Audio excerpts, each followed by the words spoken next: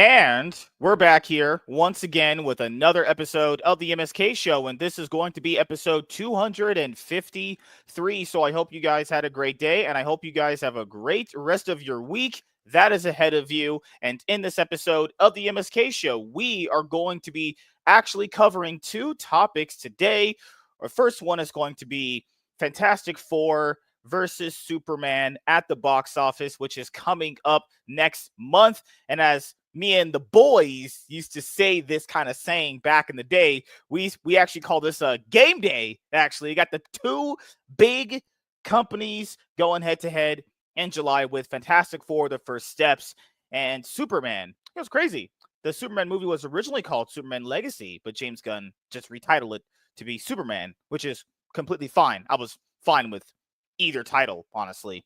And then the second topic for the show tonight is a topic I've wanted to go over for quite some time, but I wanted to make sure there was other kind of lead up confirmation of the situation, because usually if you do kind of topics like the second one, it's kind of going to be in a way where it's like, okay, within about a few months, maybe at least a few weeks minimum, you're going to get some more updated info on the situation. So yeah, we're actually going to be talking about the whole current situation right now with the Saw franchise, and I'm pretty sure you guys are gonna love it when we get into that. I don't even know what's more iconic: Ghostface is saying from Scream, or you have Saw, or Billy the Puppet saying, "You want to play a game?" I don't know. What's your favorite scary movie? Or you want to play a game? I don't know which one's more impactful, because both are pretty up there. Like when you think of Saw, you think of like, okay, let's play a game. When you think of Ghostface, you think like, what's your favorite scary whatever? What's your favorite scary movie?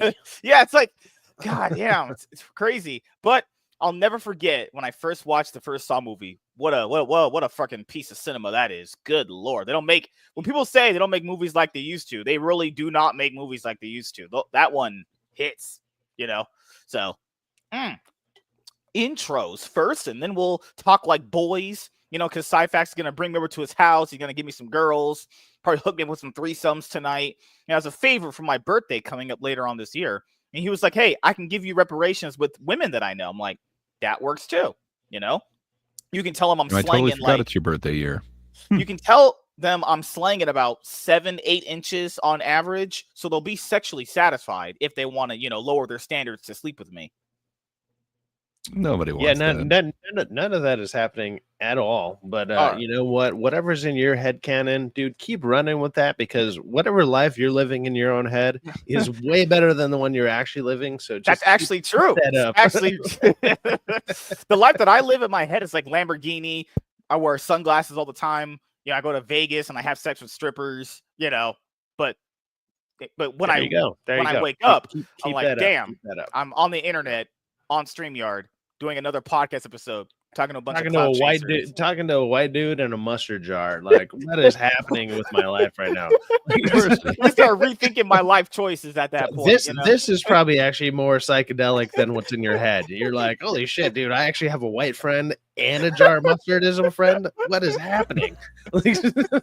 I mean, friends. He's like, am I sleeping right now, or like, what's crazy? Why? Gray has to come out to the next meetup. He's been dodging the meetups for the past couple of years. We have to raise him money to come out.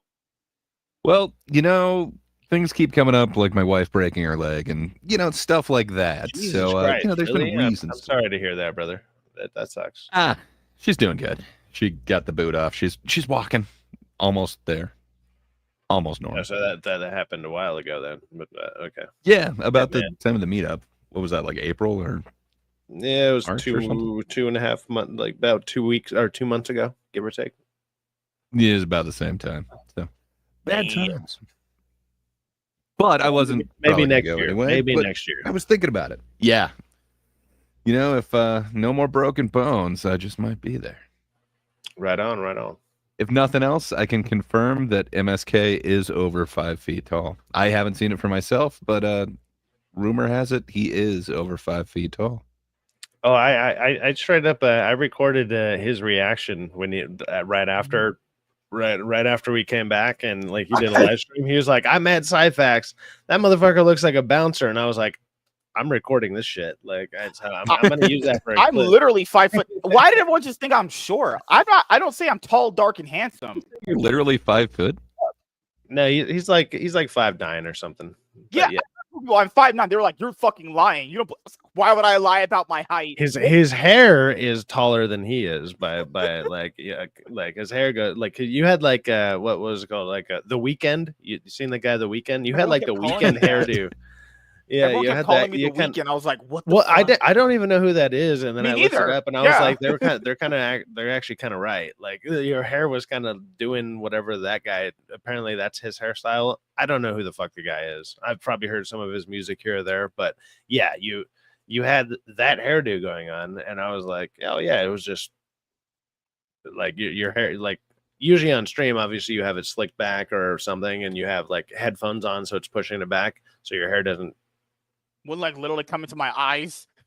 Yeah, and like so you were like in a suit and you had your hair out and everything, and it was like, holy shit, you look like The Weeknd. And when people are saying that, I had to look it up, and once like the first picture that showed up, I was just like, they're correct. They are absolutely correct. It's crazy how people just linked me to like a famous rich person. I'm like, okay, that's fine. I think that's it kind of parallels when that happens in my life. Girls think I'm hot, rich, and good looking. All the guys like, want to be me. why is Temu Weekend here? Like, what is happening? Oh my god, I need different suits next year because the suits that I had this year were good, but next year I have to make them even better. I'm probably gonna have ones where it's like the girls would want to take it off when we go back to the hotel room. Just saying. Yeah, still not gonna happen. But good luck with that. Hey, but you were there with the Sasuke sister, Jen, when she was there. Yeah. I remember I was like, when I talked to her, I was just like, I only had one guess, and I was like, which one are you? And I guessed wrong. And she was like, I'm actually, it was like Jen or whatever. Is it Jen and Sylvia or something?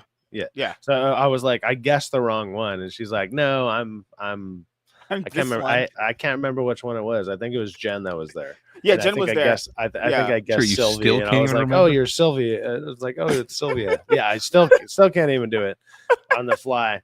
But I mean, dude, I got a bunch of free drink tickets from Melissa, Neurotic's wife. Like, yeah, it's like I got brought in before the group of people I was in, just because I've been there for so many. Like, I know them to a certain degree on other stuff, and she was like, get the fuck in here, and then she handed me a bunch of free drink tickets, and I was like, I'm gonna go get fucking drunk, and that's what I proceeded to do. So like, I had a great time. John, it was a lot of John's fun. Long box with the awesome comment of the weekday. Yeah, that makes sense. I think I could even see MSK being like the midweek or something like that. Definitely not a weekend type. Like, or it's like the bender, God, man, like the morning after. The great conversation I had with Jen. We were like outside in that patio at the bar. Oh my god, talking to her was so fun. Literally, we got a chance to hug. That lady is so soft. Because come on, I don't get a chance to interact with a lot of women. Yeah, no. The first time you touched a woman, we got you. Just saying those. Did you hug her? She was really soft. Like, I gave her a hug, but I'm not gonna sit there and I remember the feel of hugging. So, dude, I give people handshakes and hugs and shit all the time. It's just like that's the natural thing you do as a person in general. Like, usually you give handshakes at first or whatever, and then if it's a woman, like, hey, what's up? Like, cool, and then you fuck off. You don't sit there and you embrace every tingly feeling that you feel when you. I thought an anime. Dude, a hug is like that quick, dude. Like you don't sit there and you're like, oh my god, the soft skin is so, and all of a sudden you go in an anime dialogue in your head for like 5 minutes while you're just hugging somebody for 2 seconds. You're just like, hey, what's up? Cool. All right, peace out. That's what it's supposed to be. You're not supposed to remember it. Like, I mean, why not? You remember that you hugged them. Sure. Yeah, hold on. I'm just saying. Coming in. I'll be right back. You're good. So, don't worry. I just have Gray, and me and Gray are gonna look at each other in our eyes and stare at each other for the next 10 minutes. Is that right? We're staring at each other. I can't really technically stare at you because you're not really in your human form currently right now. But when Cyfax gets Fine. back, good lord, that is crazy. Did you became a VTuber essentially? I guess so. Yeah, why not? And I'm always yelling. Yeah, it's true. Yeah. Good lord. Yeah, it's So good times. now you're a samurai from Samurai Champloo. Crazy. Sure. But I feel most comfortable as a jar. As a jar, technically speaking, can you open a pickle jar just off the Oh yeah. cuff? I can't. Oh yeah, I yeah, don't think I yeah. can. I think I I did it get you, once low maybe. T. Yeah, no, it makes sense. Also, I'm sure your hand doesn't fit around the, the lid. It helps if you get some leverage. What do you mean? I'm just saying, like, my wrist hurts sometimes, and I can't like Hmm. grip things properly. Because I'm old at this point, Gray. And when you're old, things start kind of falling apart. You know. Yeah, no, I get it. You're feeble. Yeah, no, that makes sense, man. One of these days somebody will come and open your jars for you. I think you'll be able to hire like, a caretaker. They'll open your jars for you. I It'll be great. Gray, we're poor around here. We barely have money for bills. Who is gonna be a caretaker for I me? assume the government, but Oh, so you're assuming just because I'm you know, black, I I, need government assistance? I just assumed. Perhaps I'm wrong. My bad.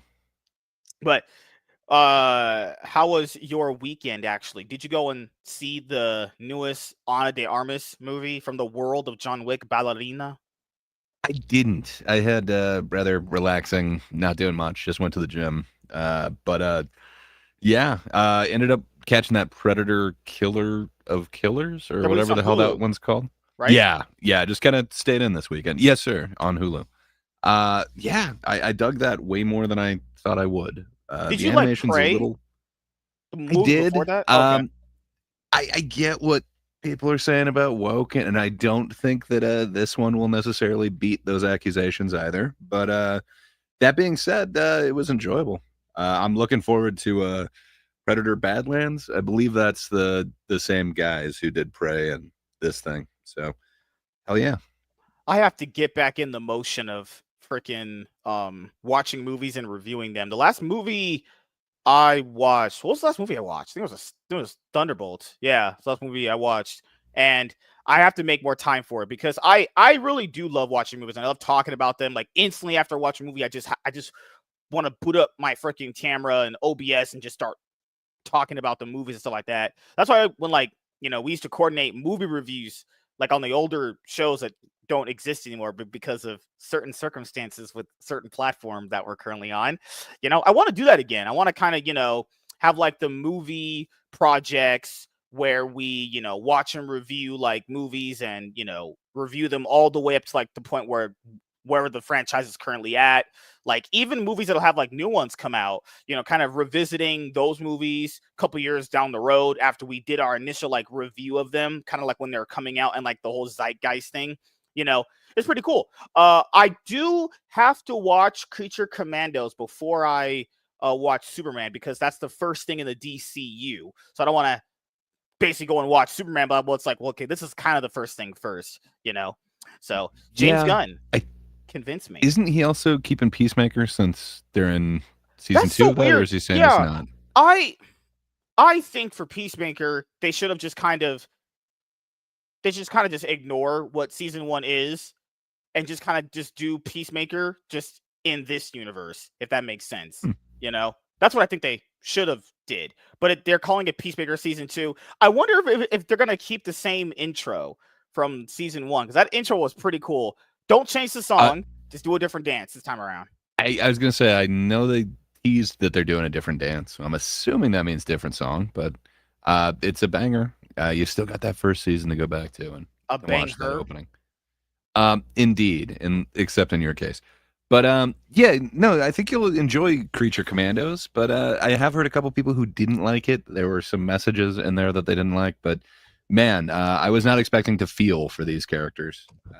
To me, it was like a much I don't know. It's like an expanded version of essentially the other Waller one. Now I'm blanking on it. Suicide Squad, but Yeah. James Gunn's version of it.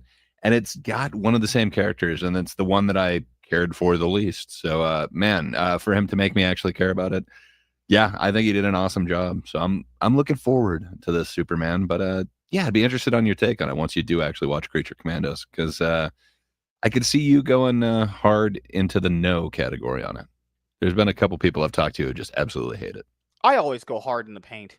I'm known for that, honestly.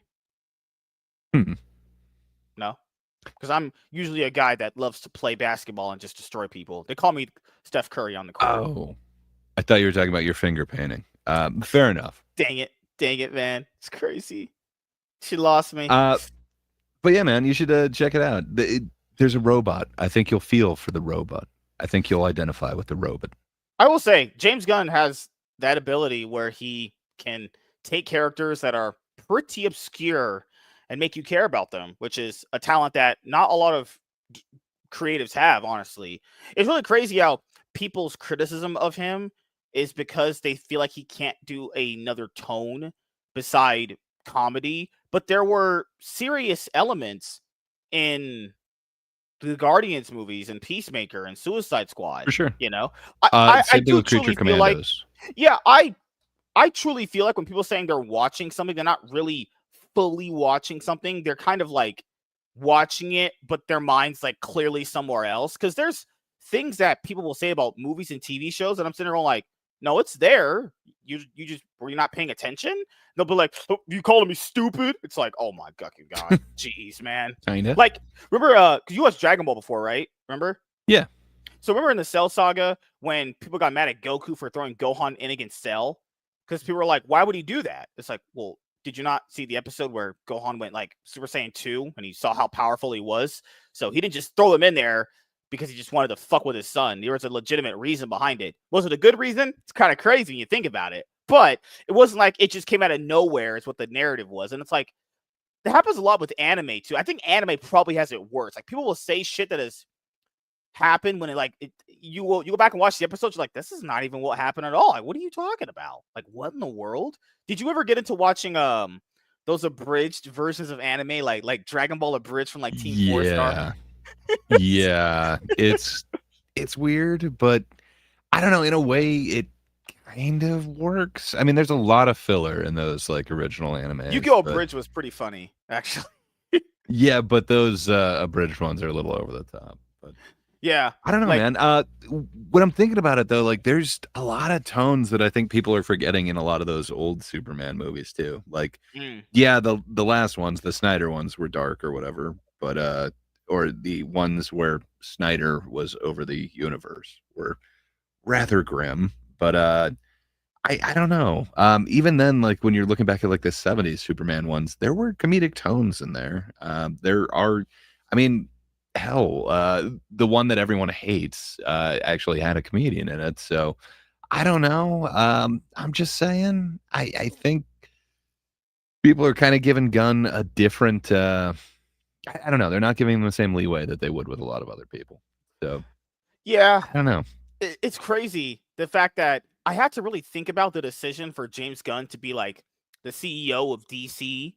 And then when you really think about it, you're probably like, yeah, he probably is the best person for the job. It's someone that's made successful movies that a lot of people really like. It's a person that's, been from the director point of view, the writer point of view. I mean, because remember back when they were trying to find a Kevin Feige for their DC studios, like no one wanted to do it, and then they landed on James Gunn. People were like, why? But thinking about it now in hindsight, it's like that was a pretty good. They actually probably got a way more qualified candidate than someone that hasn't directed a bunch of superhero stuff. Because they wanted to get that guy that's at Netflix right now, the guy that did the Lego movies or whatever. There's a guy with the black hair. I forget his name. I think it was. Oh my goodness. Lord and I can't remember the other dude. I can't remember the guys because they're supposed to get fucking hell. I think it was Christopher. Not Christopher Miller. Jesus Christ.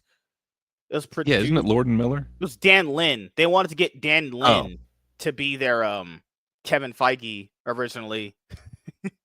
I was wondering. Someone put a crazy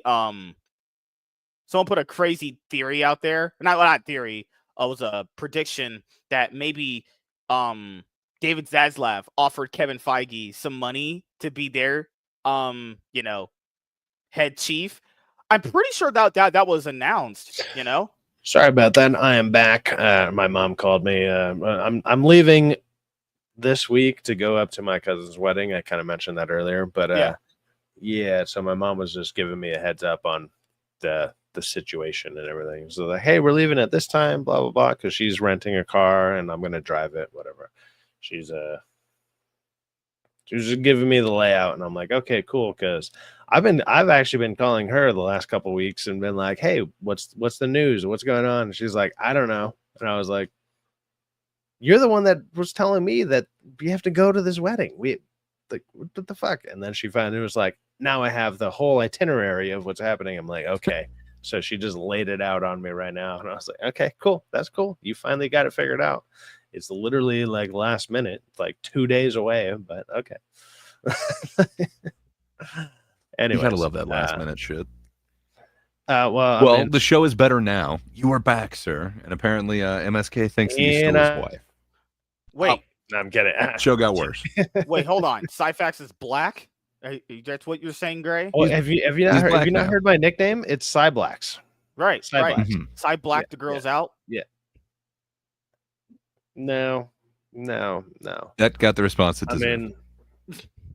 Damn. It's really interesting how, like, I was at these parties and all these girls would throw themselves at me, trying to get me to do wild, crazy threesomes. Not interesting at all. Doubtful. Because none of that happened. Try to get me to drink alcohol, or as the black people say in their neighborhoods, alcohol. Yeah, I never drank the alcohol. I never would do that. I am a God-fearing church. We understand you have no hair on your chest. That's fine. I never got that. Everyone else had hair on their chest. It's fine. Like this? Just they'll drop one a little bit right there. Like... Yeah, I have none of that. I'm a clean, smooth, buff guy, as you guys know. Yeah. No, you called yourself one of the what was it? Hairless men? I think that's what you called yourself earlier. You said it earlier. I think the word was gay. No, you were like, "Oh, I'm gay." Very straight. Like you're just cleanly waxed, and you're gay. That's fine, dude. Just be gay. You're the Riz master. But you guys shave gay. your balls? You guys shave your pubes every like 2 weeks? What is wrong with you? It's not like bro conversation. No, I don't think ball maintenance is really bro. Yeah, I don't sit there and be like, "Hey, man, are your balls shaved? What's up, bro?" Dude, what schedule are you on with your did grooming? You make sure to hit it with some nair this morning? Did you nair out your balls? Like I don't think that's a bro conversation, man. I'm just saying. When you guys took a shower this morning, did you put the whole bar of soap up your ass? Because that is, what you should be doing. Just saying, not super saying. WZ says, who electrocuted MSK?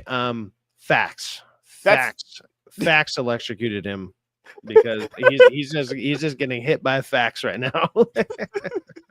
I am a super saiyan at this point. I'm literally probably going to go ultra instinct at this point. One moment, I'm going to be super calm. Everything's going to be just destructive. Then I'm going to be calm. Then I'm just going to awaken my ultra instinct. One of these days, I'm going crazy, Gray is my goat, and Michael's my goat, too. WZ also says, Cyfax, my white man. I'm here till the end of the stream, ish, give or take. I don't know. We'll see. Huge see fan. If this guy pisses me off or not. I don't know. I am not a fan of that. I like licking vaginas. That is what I do. You rub clitorises and you lick inside of them. You're supposed to use your thumb on them. And your dude, like every time you talk about this shit, it makes me realize, like, have you ever had sex in your life? Ever? Like, sex is overrated. Fuck? I'd rather have hot, fresh pizza out of the oven than have sex. Come on. It's listening to you is like listening to the most virgin. It's like it's almost like a 40-year-old the hairless man has spoken. Like they feel like sandbags. Wow. It's like you give that kind of energy off whenever you talk about this shit. It's crazy. I'm like, look, you've probably maybe had sex with a girl, hopefully once, but you got maybe one to two. Yeah, like I said, maybe. Like the way you talk about it is wild. And by that I mean wildly wrong. Like Oh, goodness in gracious. every aspect. MSK, there were follow-up questions on your pizza. There was Obama pizza or actual pizza? Is there an actual Obama pizza? I never heard of that, unless you're fucking with me, John. But no, I would say it's any hot, fresh pizza out of the oven when you get it is better than sex. There's nothing more of a better feeling than biting into some hot, fresh tomato sauce, cheese, and pepperoni. Nothing will beat that, ever. Or when you have cereal in the morning. Whenever you have cereal in the morning, cereal's better than sex. Streaming is better than sex. You guys fuck me every day. Making quality content, which is what I do here every day. That's better than sex. Going to the gym is better than sex. I go to the gym at least twice a week. That's probably the most I could make it there at this point. You know, all of these things are wrong. Like None of them even sound truthful. you guys are okay. You guys are Dude. sex addicts. I'm over here like, okay, you don't need this to live. The only thing that I've seen that's been, or like I've experienced that was like as close to like good sex would be like when you're extremely hungover and dehydrated and you get like fresh ice cold water in the morning. Like, or like a good Gatorade that's ice cold, like something like that to rejuvenate yourself after having awesome sex, something like that. Sure. But even then, like, would you say it's better? Then, like that experience is only heightened because it's not of better. It's not better, but what's better about it is because you know that you're about to do it again. Like, yeah, you've earned that. It's like, great. I'm gonna have this ice cold Gatorade. I'm gonna get my electrolytes back up, and all of a sudden, things are gonna happen. Like, that's about it. Yeah, That's the closest. Pizzagate pizza. Oh no one wants any of MSK. that. I don't even believe that you have cereal. Prove any of those. I don't think so. Greg, do you want me to go to my kitchen right now to pull out a box of cereal? I think all you've got is room temperature Little Caesars. You want him to pull out his food for the week, like his breakfast, lunch, and dinner right now on stream. It's I'm just not going to be pulling out like my Cinnamon Toast Crunch. It's going to be a family-sized box of Cinnamon Toast Crunch. Yeah. I love. I think it'll be the generic for one. We're talking like cinnamon toasters or something. Oh no! If you try the Frosted Flakes off-brand, are called Frosties. That's just gay. Who the fuck would eat Frosties? That sounds like MSK's. That sounds like eating some fucking cum. Like I'm not gay, but you know that's how it works. You know. Oh my goodness. What's this here? Labs, what's up, man? How you doing? Fucking MSK. What did I do? I do have a bed. I banged my wife on it last night. MSK can't drink Gatorade anymore because he tries to fuck the bottle. That's insane. That's insane. That is insane. Well, how does he gauge down the opening? Facts happen. Facts happen on the show. Like,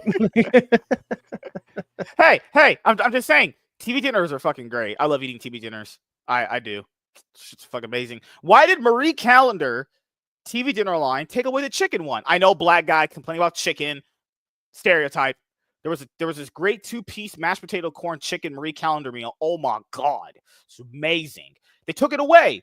What the fuck, man? Dude, there was actually like out here in Chatsworth, there was an actual Marie Callender's restaurant. Like, really? There was an actual restaurant out here. I've never heard of it. Like I always thought it was just a like a TV dinner type of thing. I didn't know it was an actual restaurant.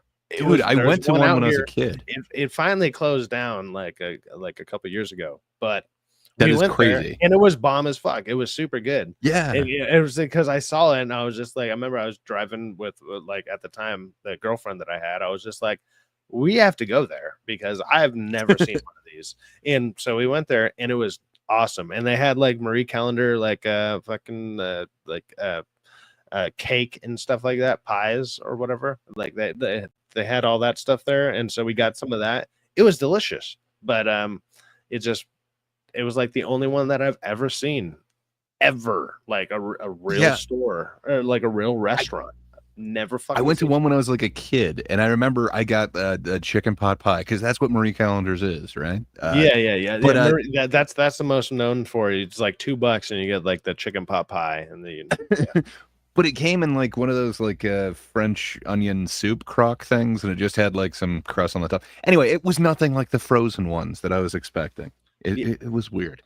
The one I went to, like we ordered something different, but like whatever I got there was awesome. Like it was just a really good restaurant, and then it shut down like 2 years after that, and like I think they replaced it with like a Raising Cane's, and Raising Cane's, I'm not gonna lie, fucking sucks. By the way, Raising Cane's is trash. Like the only good thing there is their sauce. The sauce is good, but everything, like if you were just to eat whatever they give you without any of that sauce, trash. Yeah, that place is garbage. Yeah, but no, I MSK, I get you on that. You like sauces? Me? What do you think I would enjoy on a burger? Probably cream-based sauces.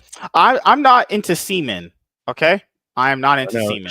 Strawberry flavored lube probably seems right up your alley. We had lube at my job, but it wasn't for what you guys are thinking. Of course, it was your job. We used it for cleaning appliances. Mm-hmm. What do you think I was doing? Going to the bathroom and shoving it up my ass? You're not helping your case here, dude. Like, we lubed up the appliances before the appliances were shoved into me. Before I shoved my fingers in them. Like, what? We don't have any more lube currently right now. We have to get some more. Yeah, because you used it all, you fucking degenerate. Wow. MSK. You were stealing lube? Oh, God. No, I think you guys are all literally smuggled lube up his ass. Like, that's what he did. Like, he was just like, I'm Raising Cane. Yeah, Raising Cane's chicken's pretty. It's not horrible. It's fine. It just needs. I wish it was seasoned and flavored. You want to hear facts? The only time MSK's ever removed a condom is when he's farted. All right, that's insane. You guys are at. What are these theories you guys create about me? You guys create more theories about my life. We actually don't need. We don't need to. You actually just you hand them to us on like on a lubed up platter. Like you just a lubed up. Oh my God! But yeah, I had anal sex with that girl, and that's why I used the lube. Yeah, I just dug it all out of her ass. Sure. Yes, that's where you would. I'm not having sex with dudes, Gray. I'm not gay. Despite it being Pride Month, I am a heterosexual. I lick vaginas, you know? Deeply closeted. Gotcha. They taste pretty good, you know, when you put like a whipped cream on them and McDonald's iced coffee. Oh, God. You never put whipped cream on a vagina, Gray? And ever just lick the stuffing out? Wow. So Gray just left me. Yes, MSK had anal sex with a woman. That's not true. This is literally not true. I had sex with a woman, you know? She let me enter her back door very, very much a lot and had me give the back shots. And then I pulled out after I unloaded some liquids of mine inside of her. That's supposed to be how it works. Gray, have you ever had a pussy taco? Is this what you meant by you be talking about Fantastic Four? You never had a pussy taco? Like you never had a ass pussy taco where you put some meat, some cheese, and your tongue between that shit, and you just why would you put cheese? Cheese does not. Oh shit, Gray, you're I've had a setting me fish up taco. It's good times, man. Bueno. Gray, you're setting me up with these tonight. Thank you so much. Oh yeah, Fantastic Four. Yeah, we'll be getting to that in just a moment here, because we talk about quality content here. None of that's coming out of the MCU. Mic drop. No, that wasn't a mic drop moment. Never is. You guys suck ass, honestly. All right, so let me look up my show on IMDb really quickly, and let's see where we're at. Because I'm that narcissistic. I need to have constant affirmation of how much. Out, that's what you need. Just affirmation. We're dead last on IMDb. Huh? We're dead last in ratings. Not because of me. I'm the star here. I provide entertainment. I provide jokes. I provide charisma. I provide discussion. How far am I away from being like the most reoccurring guest? Well, actually, I haven't checked the numbers in like about a few weeks, so I'll see what you guys. When's the last time you updated it? I'll be honest here. I never made this. I don't know who made it. I don't know who updated it. I don't know. Sure. Somebody pays a premium price to update your thing. Yeah, that makes sense. Like the episode guides, it's at 214, but we're now at episode 253. So, it updates very slow, but to be fair, since we only have because moving forward, we have shows Monday, Tuesday, Wednesday, Friday. So we usually would add in 4 episodes, a week. And then I'm still figuring out right now, when do I do my show with Professor Savage? We're trying to nail a day for that. Hopefully it isn't Thursday, because Thursday I'm already booked with the Cloud9 podcast, but that's like 7:30. So I'd have to wrap that show up and then get to ours and his later, or have to do it before. It's holy fucking shit. Goddamn, Savage Dad. Why do you have to be married and have kids and have a freaking life? God damn it. All right. So let's see our updated. So obviously, I have the most appearances. I fucking own the show. Gray is now at 40 episodes. Darnell, 30. Syphax is at 28 episodes. Holy motherfuck. How did he get this many? Oh, yeah, I forgot. I paid this guy a lot of money to be on the show. God damn. Or at least in number 3. I mean, yeah. I was here for all of like negative $13. So yes, I literally gave this guy the come on, fattest it cost contract. you so much more than that. I gave Syphax the biggest contract. It cost me a lot of my sanity, but yes, that's what I'm saying. Not to mention your time, man. God, it's crazy because Lunchbox Warren and Syphax are tied now. They're at 28 episodes apiece, and then we don't have Drunken Emerald Arrow on anymore, or Darnell. So Lunchbox Warren and Syphax Syphax and Warren have already passed up Emerald, and they're gonna pass up Darnell very soon. So I'll have my my top 3 right next to me. I have to be first, and then you guys can be second. That's how it works around here. That's how it always should be. Ours had 23 episodes. Jesus Christ. Society Reviews, 21 episodes. Savage Dad should be passing up Society and Arza and Drunken Emerald Arrow very soon, actually. Theo's not here anymore. Nate doesn't come around anymore. Bob, he was gonna be on tonight. Bob actually had his I think it was his sister or stepsister pass away. I think.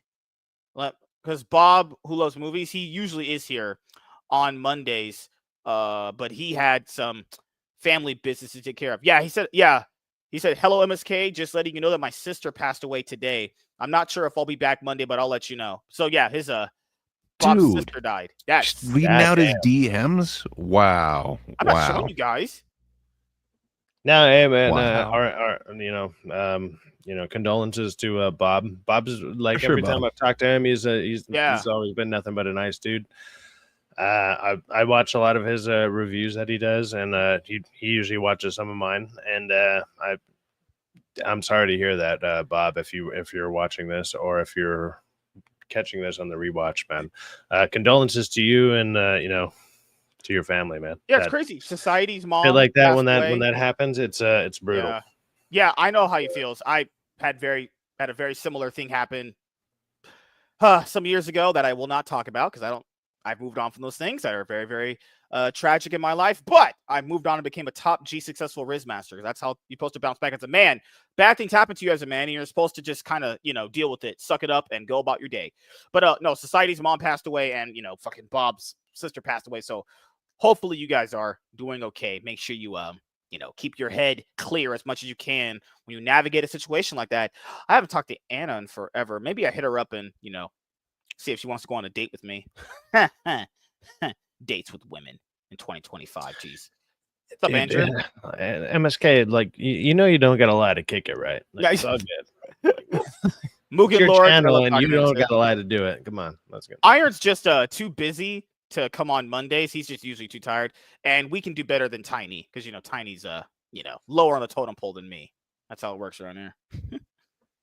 What else is here? That's pretty much it. Yeah. So Syfax and Warren are now tied with episodes. So congrats. You guys are now There you competing go. for my love. I don't know if I don't know if my episodes have been updated because I've been on a couple more than 28. I think. I 'Cause think you have. Yeah. I've been on like a couple, like, because there's times where I appear while you're actually doing streams, and then you're Yeah. like, hey, you'll send me an invite, and so maybe they're not counting those ones. But MSK brings yeah. us Great Dinosaur. That never happened. It never happened. I should So much your Great pay. Dinosaur, just Yep. all of the dinosaur. Like, I can't believe I said that one night.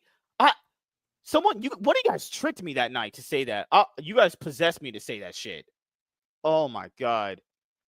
It's all hyperbole. That's actually a word. Oh my, I'm not getting gaslit. You guys are. Oh my goodness. hyperbole, but yes. Something words. But yeah, hey, mostly peaceful protests. I thought CNN couldn't So wait. lower, but they did. We tricked you by you pulling up an article and attempting to read it. Yes, That was how we tricked you. That's how black people function, Gray. I do the wrong thing, but then I blame. I'm just you guys. saying. Dinosaur came from you misreading Dishonor. MSK is like that kid in class where it's like the teacher purposely calls on him just because he knows he's not paying attention, and then he has to actually read, and then you realize, like, oh my god, the class clown is actually retarded. Like, hey, fun fact: I never got called to read because I always dodged it through the sheer amount of luck and willpower. You dodged it because you didn't even show up. Like, I showed up. I was just sleeping. Not being there is a great way to not get called on. Yeah, yes. I learned it from my dad. Go figure. Fucking hell. Yeah, I taught him how to trash talk. I had to teach these guys how to banter back and forth. You know, they learned it from definitely. I got it from MSK. It's definitely not on my own. It's like yeah. Let's go with that. This is the thing is these guys are my sons, and I have to kind of treat them accordingly. They can't do anything without dad around here. You know, he's more like the class retard that they let in regular class, but he still shits his pants. I never shit my pants ever. That's just nothing I ever did because I know how to control my bowels. To be fair, it just sounds like you've never had to work a hard job in your life, because everybody I know has accidentally done that on the job site. All of a sudden you gotta lift something a little too hard, and you're just short of being on your lunch break, and you're like, I need to go home, and they're like, why? And it's like, don't ask questions. God, my thumbs. I actually wish that was a joke. Like, Ray, have you ever bent over and just opened your ass? You know, before? I have not. Only in your fantasies, sir. Not true. I'm not a homosexual. I fantasized about Sydney Sweeney because I know she thinks about me a lot. Honestly, no, maybe. Pretty sure she has no clue who you are.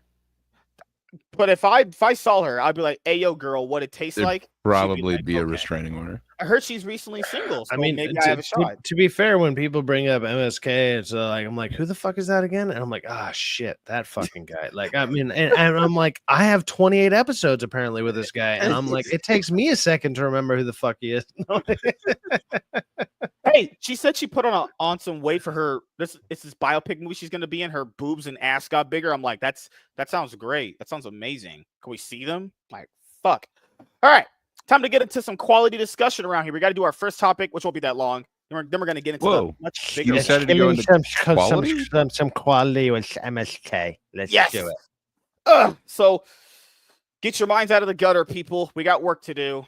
There's no celebrations here. We just don't get your hand caught in the mustard jar. All right, like nobody wants to. But come on, nobody's ever been under the illusion that there would be celebrations here. Come on, MSK. Hey, on episode 500, we're gonna celebrate, and Syfax said he's gonna bring on Hold My DualShock, and he's gonna bring on DA and T as well.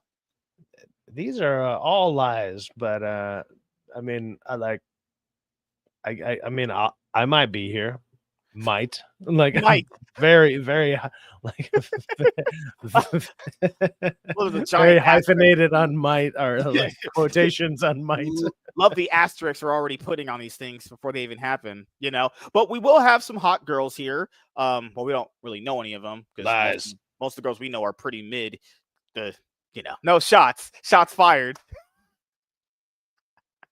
God, crazy. It's actually insane. So let's have some fun, and I'm really interested in having fun because when I bring out quality and when I bring out discussion, I make everyone else around me better. So that's just how it works. All right. Yeah, when you hear MSKs going live, all the things that go in the back of your mind is like fun, exciting. This is great. And all And the I'm girls pretty- are thinking. I mean, when Pretty sure when Gray and Cyfax are here, you might be right. Other than that, I Yeah. don't know what's going on over here, but And MSK, you totally mispronounced that one word. You said, when MSK is here, everybody gets. I think you mispronounced uncomfortable. I think you pronounced it like excited or something like that. But Yes.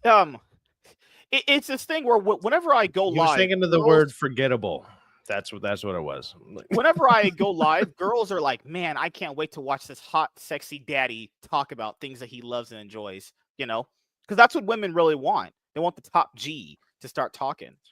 Gray, go ahead and bust out the buff mustard, just so someone actually has something to look at. Oh God! I can actually say that to Gray, and he can actually pull that off. It's crazy. Oh my! He's not doing it right now, but he will. He will. Damn it, Gray! What in the world? Oh my goodness! Why is there you go? We got some buff mustard going on. Buff mustard. God damn it! No buff mustard. mustard in the buff. Do you guys think I should go to one of those porn actor cons where like the girls are there at booths and they're letting guys talk to them? You think I should go there and how close is it to any schools? Because like there's like the rule of how close you can get like to it. 500 feet or something, or in your case like a couple country miles. I'm not talking about Diddy. I'm talking about R. Kelly. I'm talking about me going to like the porn actresses cons. I won't talk to the guys, obviously. Yeah. You're too intimidated. Much very. They're packing 10 inches on average, Gray. I only got 9. I mean, look, I'll actually give MSK this one. They might be just so oiled up that when he goes to give them a hug, he just goes to fly right by them. He's like, oh shit, and he gets shot into the stratosphere of the rest of the con. Like, and then you say what Diddy said. I love the way you scrambling and scraping for shit, Daddy. God. I don't even know what that means, but I hate it. It really rolled off your tongue like you've said that before. I've seen a lot of Facebook stuff. You don't even need to. You felt very comfortable with that. No. I'm very in tune with my 200 IQ and my knowledge. All right, let's fucking go. We have 2 topics. This one, the first one's not gonna be that long. The second one is where we got to kind of exert our willpower and make me stronger. Essentially, look at me like. No, fuck. All right. With that being said, I gotta go, guys. I'm out of here. No, I'm kidding. So think of it this way: if you guys ever watch Naruto, I'm like Sasuke. Gray's like Iruka. Cyfax is, I debatably call you like Asuma, but Naruto. I'm the whitest person here. Even though hey man, he is the whitest person in a ninja village. Come on, that's true. Sakura, and still to this day, Sakura is a trash character. I don't care if you kids out there binge watch this show, which is fine. It's the advantage you get when you have higher advanced media outlets to be able to consume content. But I watched Sakura growing up, and that character is garbage. And that character will always be trash. Character stinks. Nevertheless, let's have some fun. And time to butt fuck Gray. Hey everyone, I am MSK, aka Master Swag King, coming at you guys today with another video. And if you guys are returning viewers or new viewers, then please consider subscribing to the channel if you have not already. Leave a like on this video if you enjoyed it and comment down below. Also, make sure you guys hit the notification bell. That way you guys can get notified on whenever I upload a brand new video or go live. And in today's video, we are going to be talking about Fantastic Four, the first steps versus... Whoa, wait a minute. Whoa. Hold on. What the fuck just happened? Gray's not here. I'm not here? Are you here? Gray, I'm here. Gray is there. We're both What are here. you talking about? What happened on like? Was it because I wasn't moving? No. Are you like a T-Rex? You can only see when movement is happening? No. You stood still and you're like, what? My brain's been doing this since yesterday. Gray figured it out. He just has to not talk and he won't get invited back. And he's like, I figured out the formula to never have to come back on here. Like, oh God. No. My brain's been doing this since yesterday. I've seen something and then it tricks me that it's not there. Maybe I'm just getting old. I'm turning into you guys. I'm turning into Laps. Oh my God, because Laps is fucking old and he's broken. The man's done with Laps. Laps doesn't make mistakes like that, sir. Laps is with it. Oh, goodness gracious. No, Laps. You bad white man. All right. WZ has a point. MSK, you brought Great Dinosaur. That's true. But all kidding, all jokes aside, let's really drill it in me. Let's really put it in my ass. Hey everyone, I am MSK, aka Master Swag King, coming at you guys today with another video. And if you guys are returning viewers or new viewers, then please consider subscribing to the channel if you have not already. Leave a like on this video if you enjoyed it and comment down below. Also, make sure you guys hit the notification bell. That way you guys can get notified on whenever I upload a brand new video or go live. And in today's video, we are going to be talking about Fantastic Four First Steps versus Superman. So we have Marvel and DC competing against each other at the worldwide box office coming up in July of 2025 when the Marvel Cinematic Universe puts out its first movie of Phase 6. Keep in mind, guys, Fantastic Four First Steps is going to be the 37th film in the Marvel Cinematic Universe.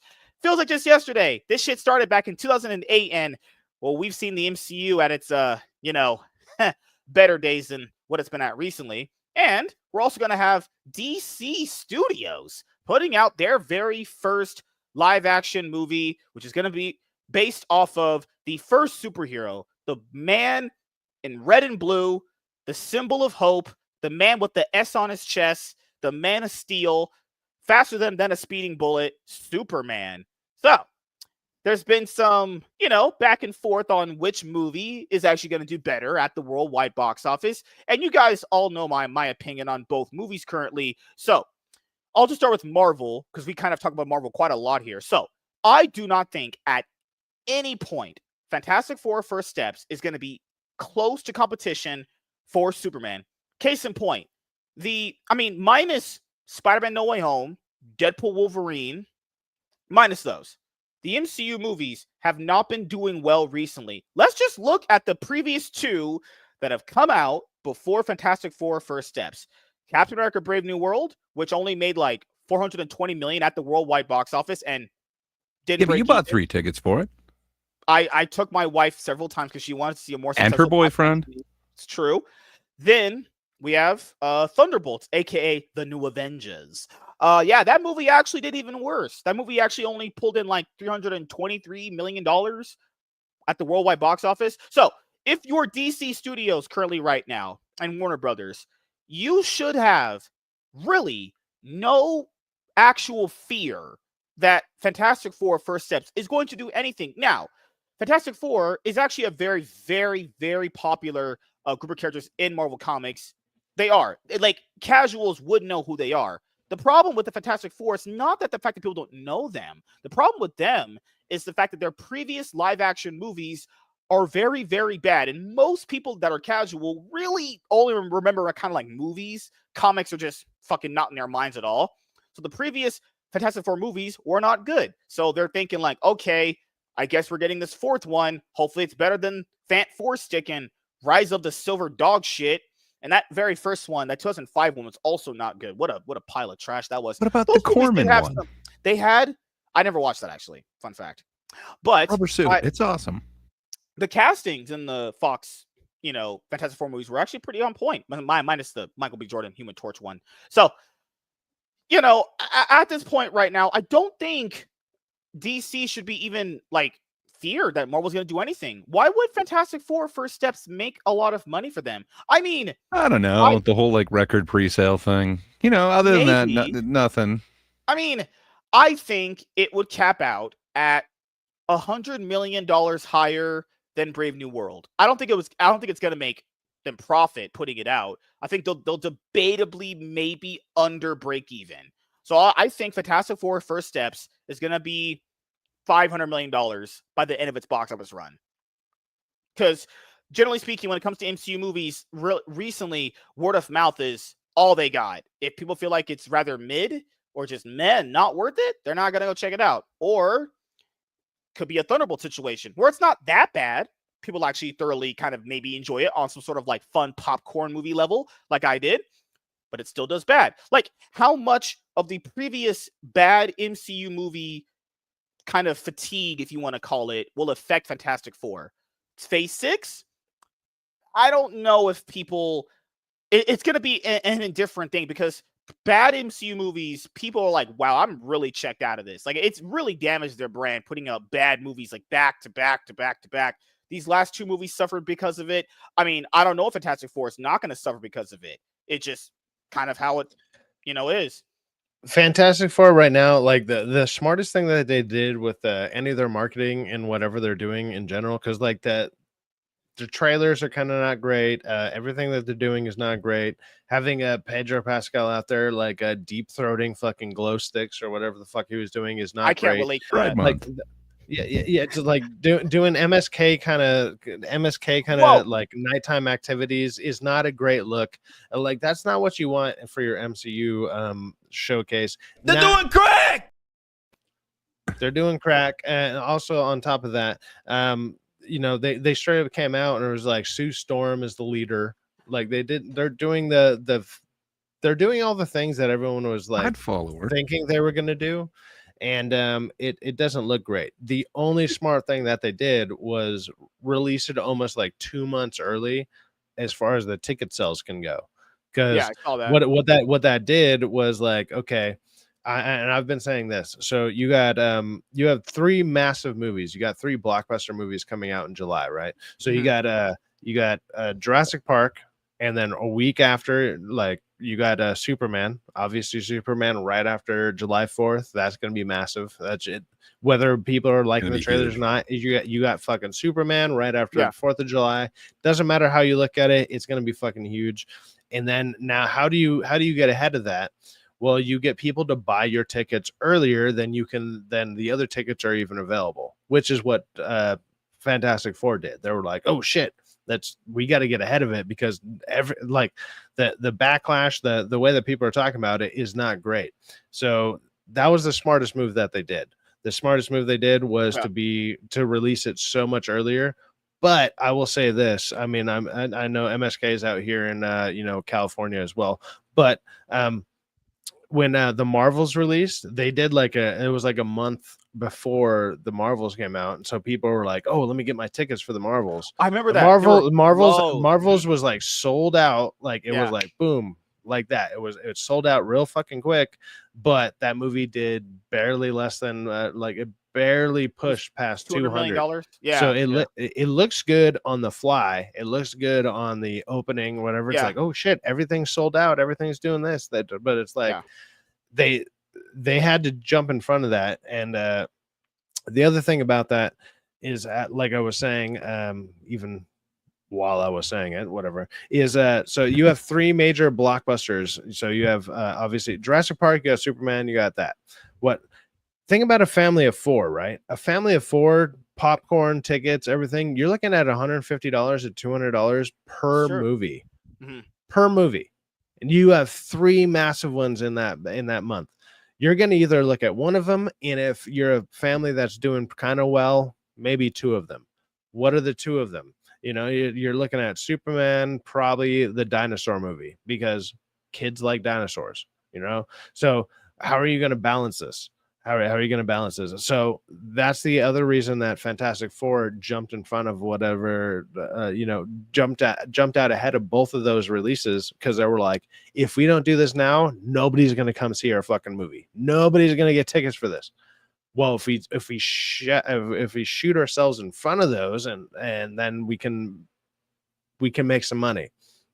So it's going to have a, it's going to have it's going to have a good, like MSK, good opening.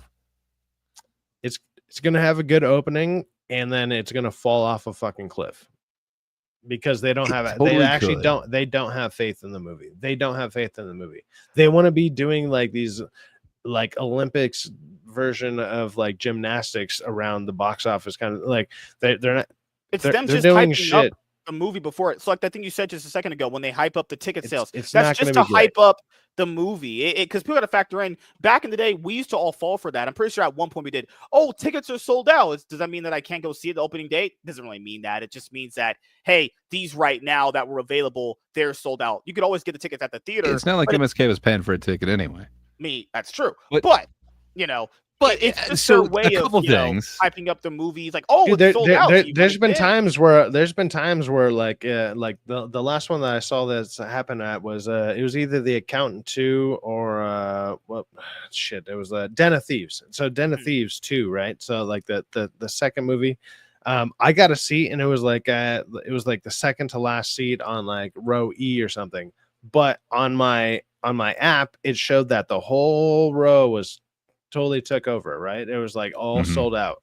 That's what it looked like. I've had that a couple times too. I got there, and nobody fucking showed up.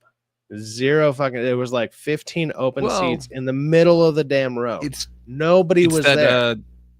Whatchamacallit, the gift or donate a ticket thing. It's kind of changed the way that a lot of those go. It seems like a lot of the companies might perhaps buy out the theater I go to. Like, you ever go to AMC? You go to AMC? Whatever. Like, I have. I kind of prefer a different one. The AMC that I go to is literally the one where Anna Nicole Kidman does her little intro and she walks through. It's that same exact AMC. It's like the most infamous AMC. It's recently? Literally they're going to do more of the AMC that promotes the AMCs. That's the one that I go to, and nice. That one had, as far as the app was concerned, that shit looked like it was sold out. I went there. There was that like a couple times with 40 people mine, there. And it's the whatever the other big. Oh, it's happened many times where it's like I'll pick a random seat, and then it looks like there might be people next to me, and I'm like, okay, fuck it, whatever. And I show up, and I'm the only one fucking there. That shit happens all the time.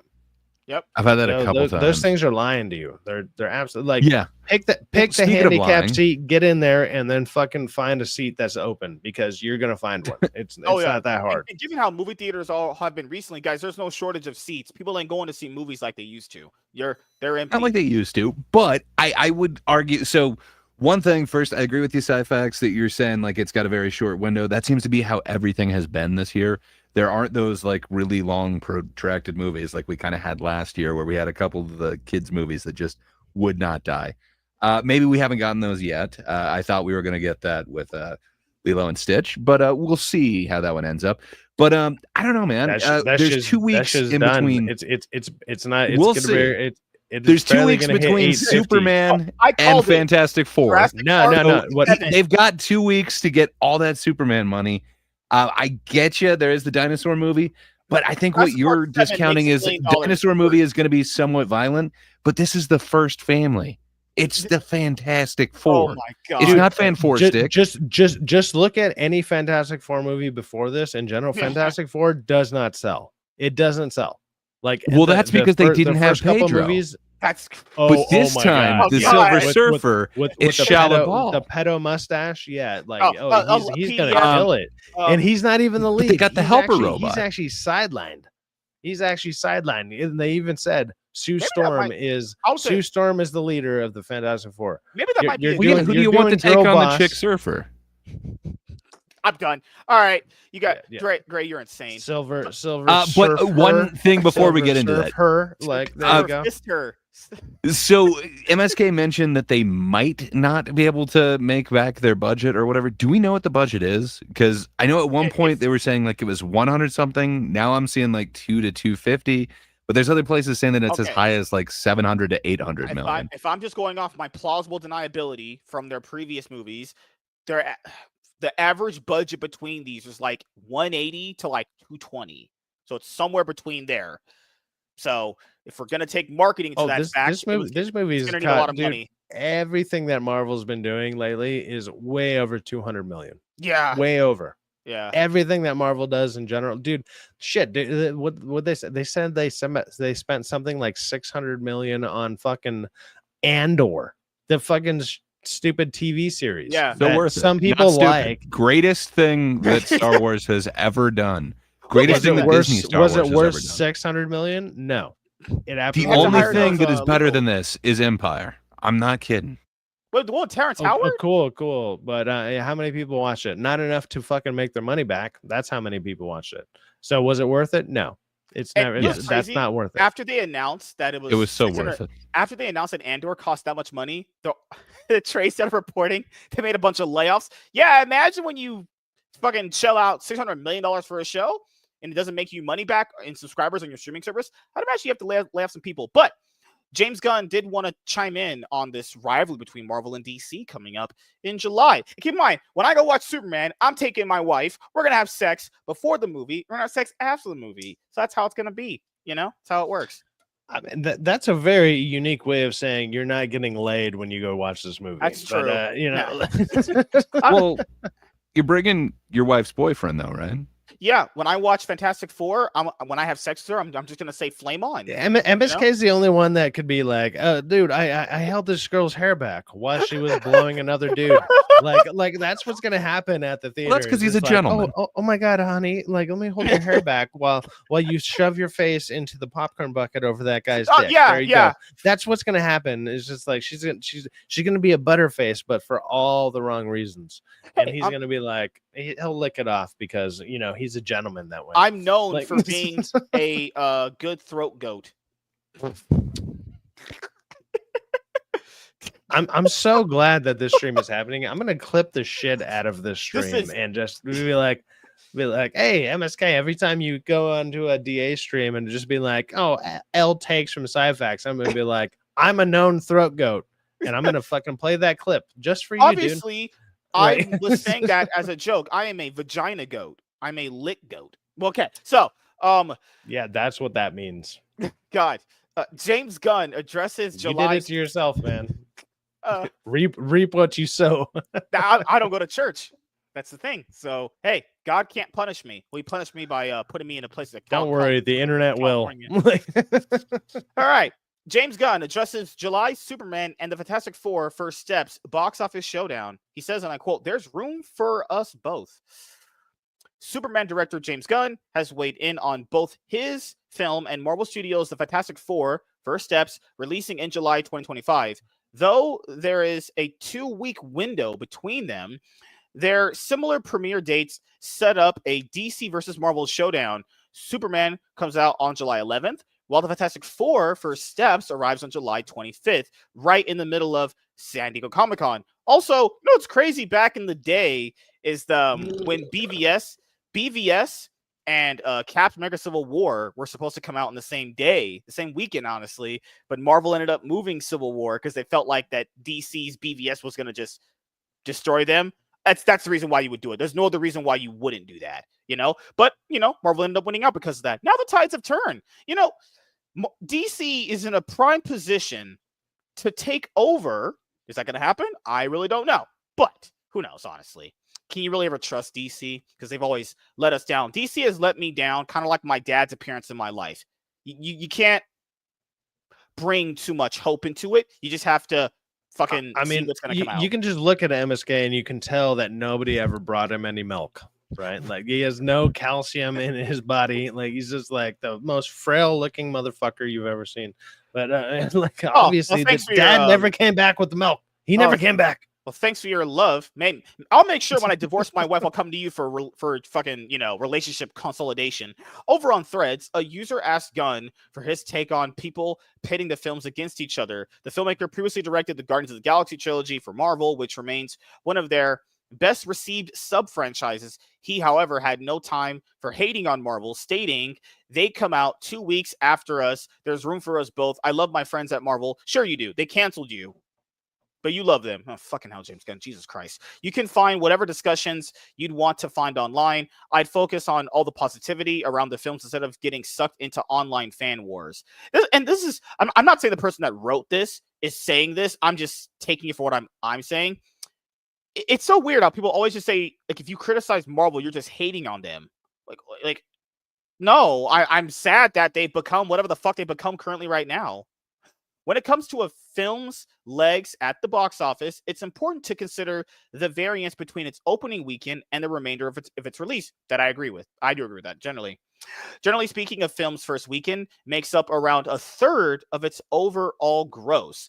Though there are films that deviate from this pattern, openings typically have the biggest single weekend showings because existing fans are likely to see the movie right away. Its subsequent box office is a mix of more casual fans, word of mouth attendees, repeat viewers, and those just looking for a movie, any movie to see. Yeah, all this is true. This is actually one of the most factual things many people have written in one of their articles in a long time. Yeah, Fantastic Four will only have legs at the box office literally opening weekend. Opening weekend, based off their recent movies from Marvel, I do not believe this is going to be anywhere competing with Superman.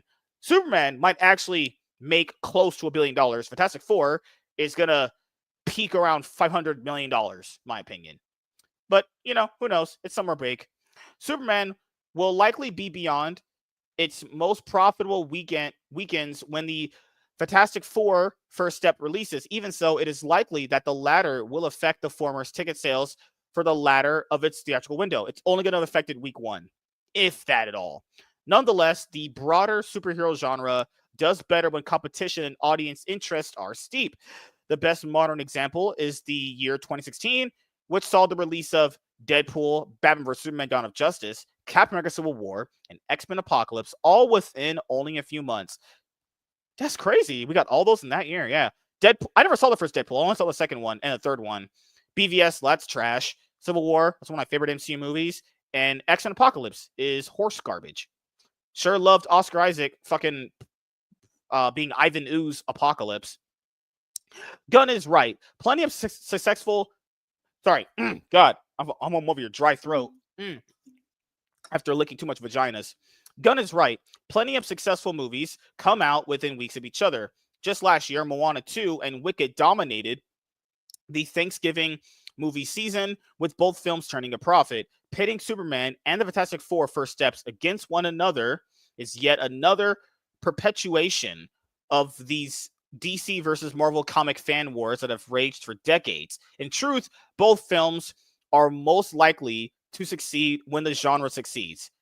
Yeah, that's kind of like a rising tides lifts all boats kind of thing, but Marvel can't even do well when there's not competition. So this is the thing. The MCU right now, the movies cannot do well when there's nothing coming out that can theoretically compete with them. I'm supposed to believe that when Fantastic Four comes out, that's going to make it better? Why? People would just go to, when you see both, people would just go choose to view Superman more if it's better. If it's better. Or Jurassic Park 7. Jurassic Park 7 is in a league of its own. That's going to probably do $1 billion. Calling it right here. Jurassic Park 7, first $1 billion movie of the year.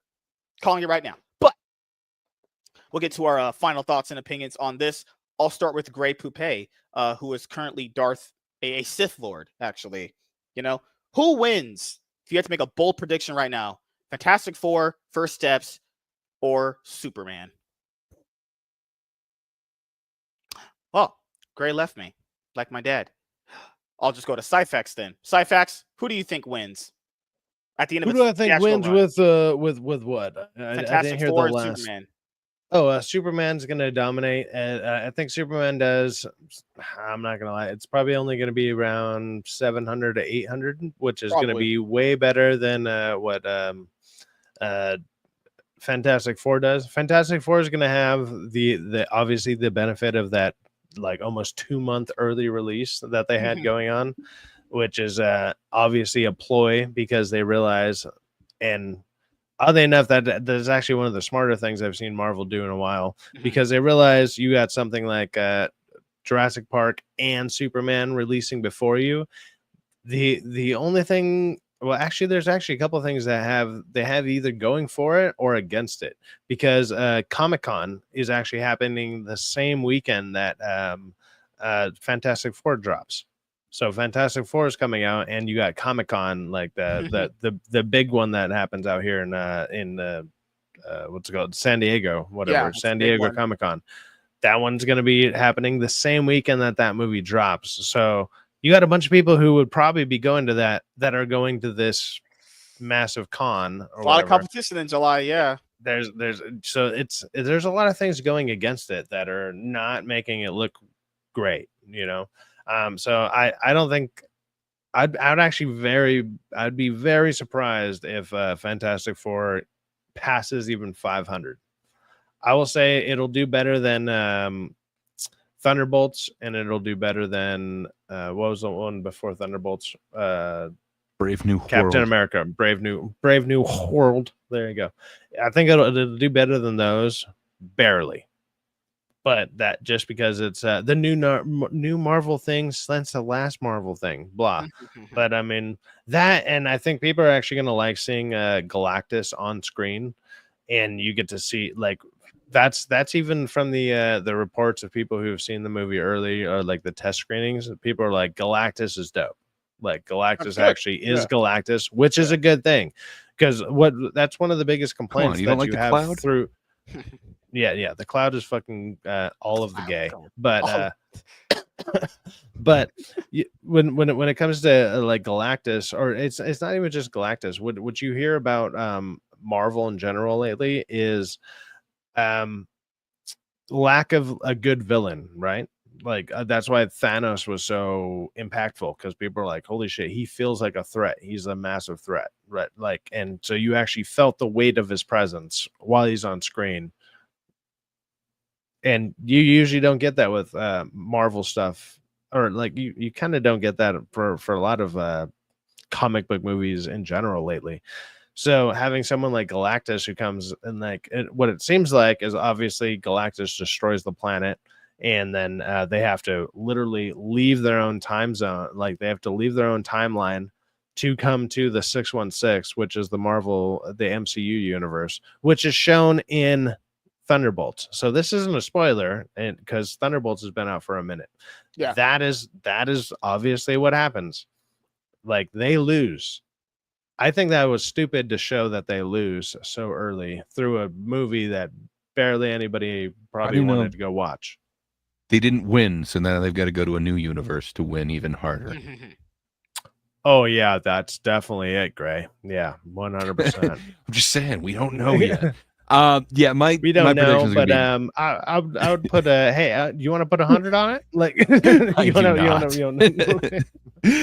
my prediction is going to be very similar to Syfax's. I don't see anyone beating Superman. The dinosaur movie, with previous ones getting like multi-billion dollars, maybe there's a chance that one's gonna really kill it. But I can't see anyone beating Superman. And then the intrigue and kind of the mystery that what is Gunn gonna do with it. I think this one's gonna go huge. I don't know if it'll quite get $1 billion, but I'm kind of pushing for it. There were two of them this year. You think Fantastic Four? You think Fantastic Four? No. Superman, like you're saying, the James Gunn one. Yeah. Sorry, I was going in order. So yeah, that one I think it's going to be over 700 million, but since it's got like 2 weeks to get its money in, I'm not sure if it's going to be $1 billion. Just man, there's going to be one after another this year. So I don't know. I think it's dumb for the studios to do it like this, because look, Jurassic Park or Jurassic Park Rebirth, whatever it's called, whatever. Jurassic Park has always done good money.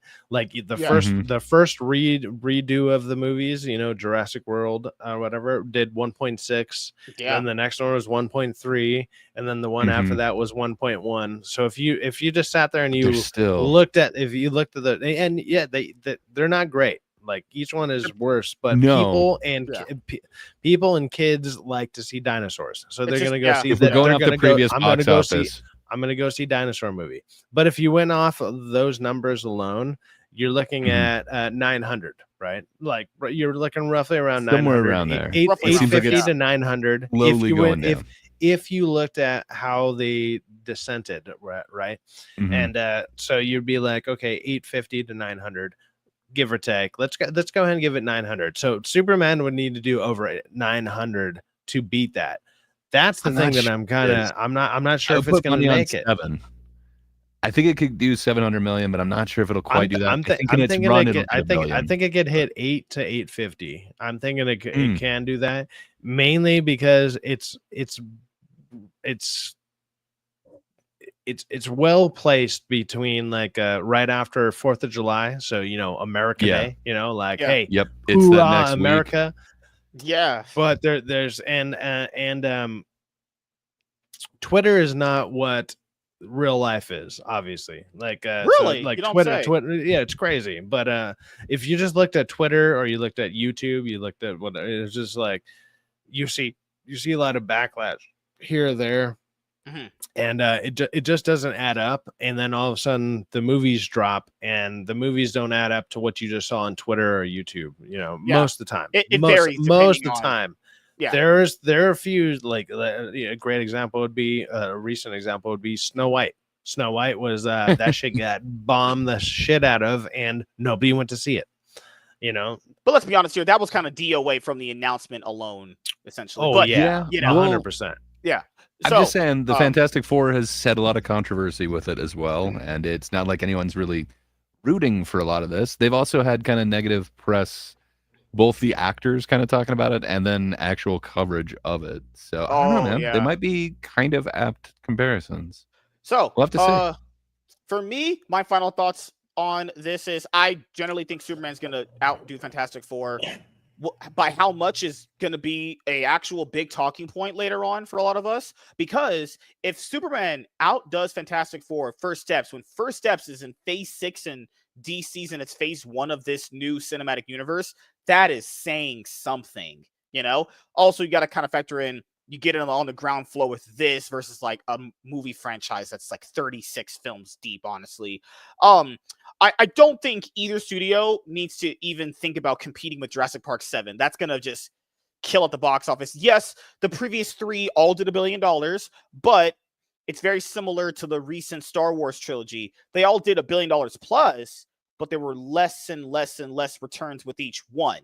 So maybe this one just barely squeaks that $1 billion, give or take the quality. The quality of that last movie was just fucking awful. It was just so trash. So I hear you, but we got Rogue One, so that's true. Well, I'm sorry, I was talking about Jurassic World Dominion. That was fucking bad. Fair enough. I thought you were going with the Disney ones.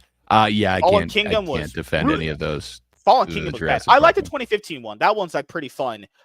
But keep in mind, but what it sets up, I mean, Blue, come on, man. Hey, rather have them talk to fucking dinosaurs like number 3. Number 3 was pretty bad. That was awful. 2 is not good either. I don't think any of those movies are really good outside of like the first one. 2's not good. 3's really not good. 4 it's okay.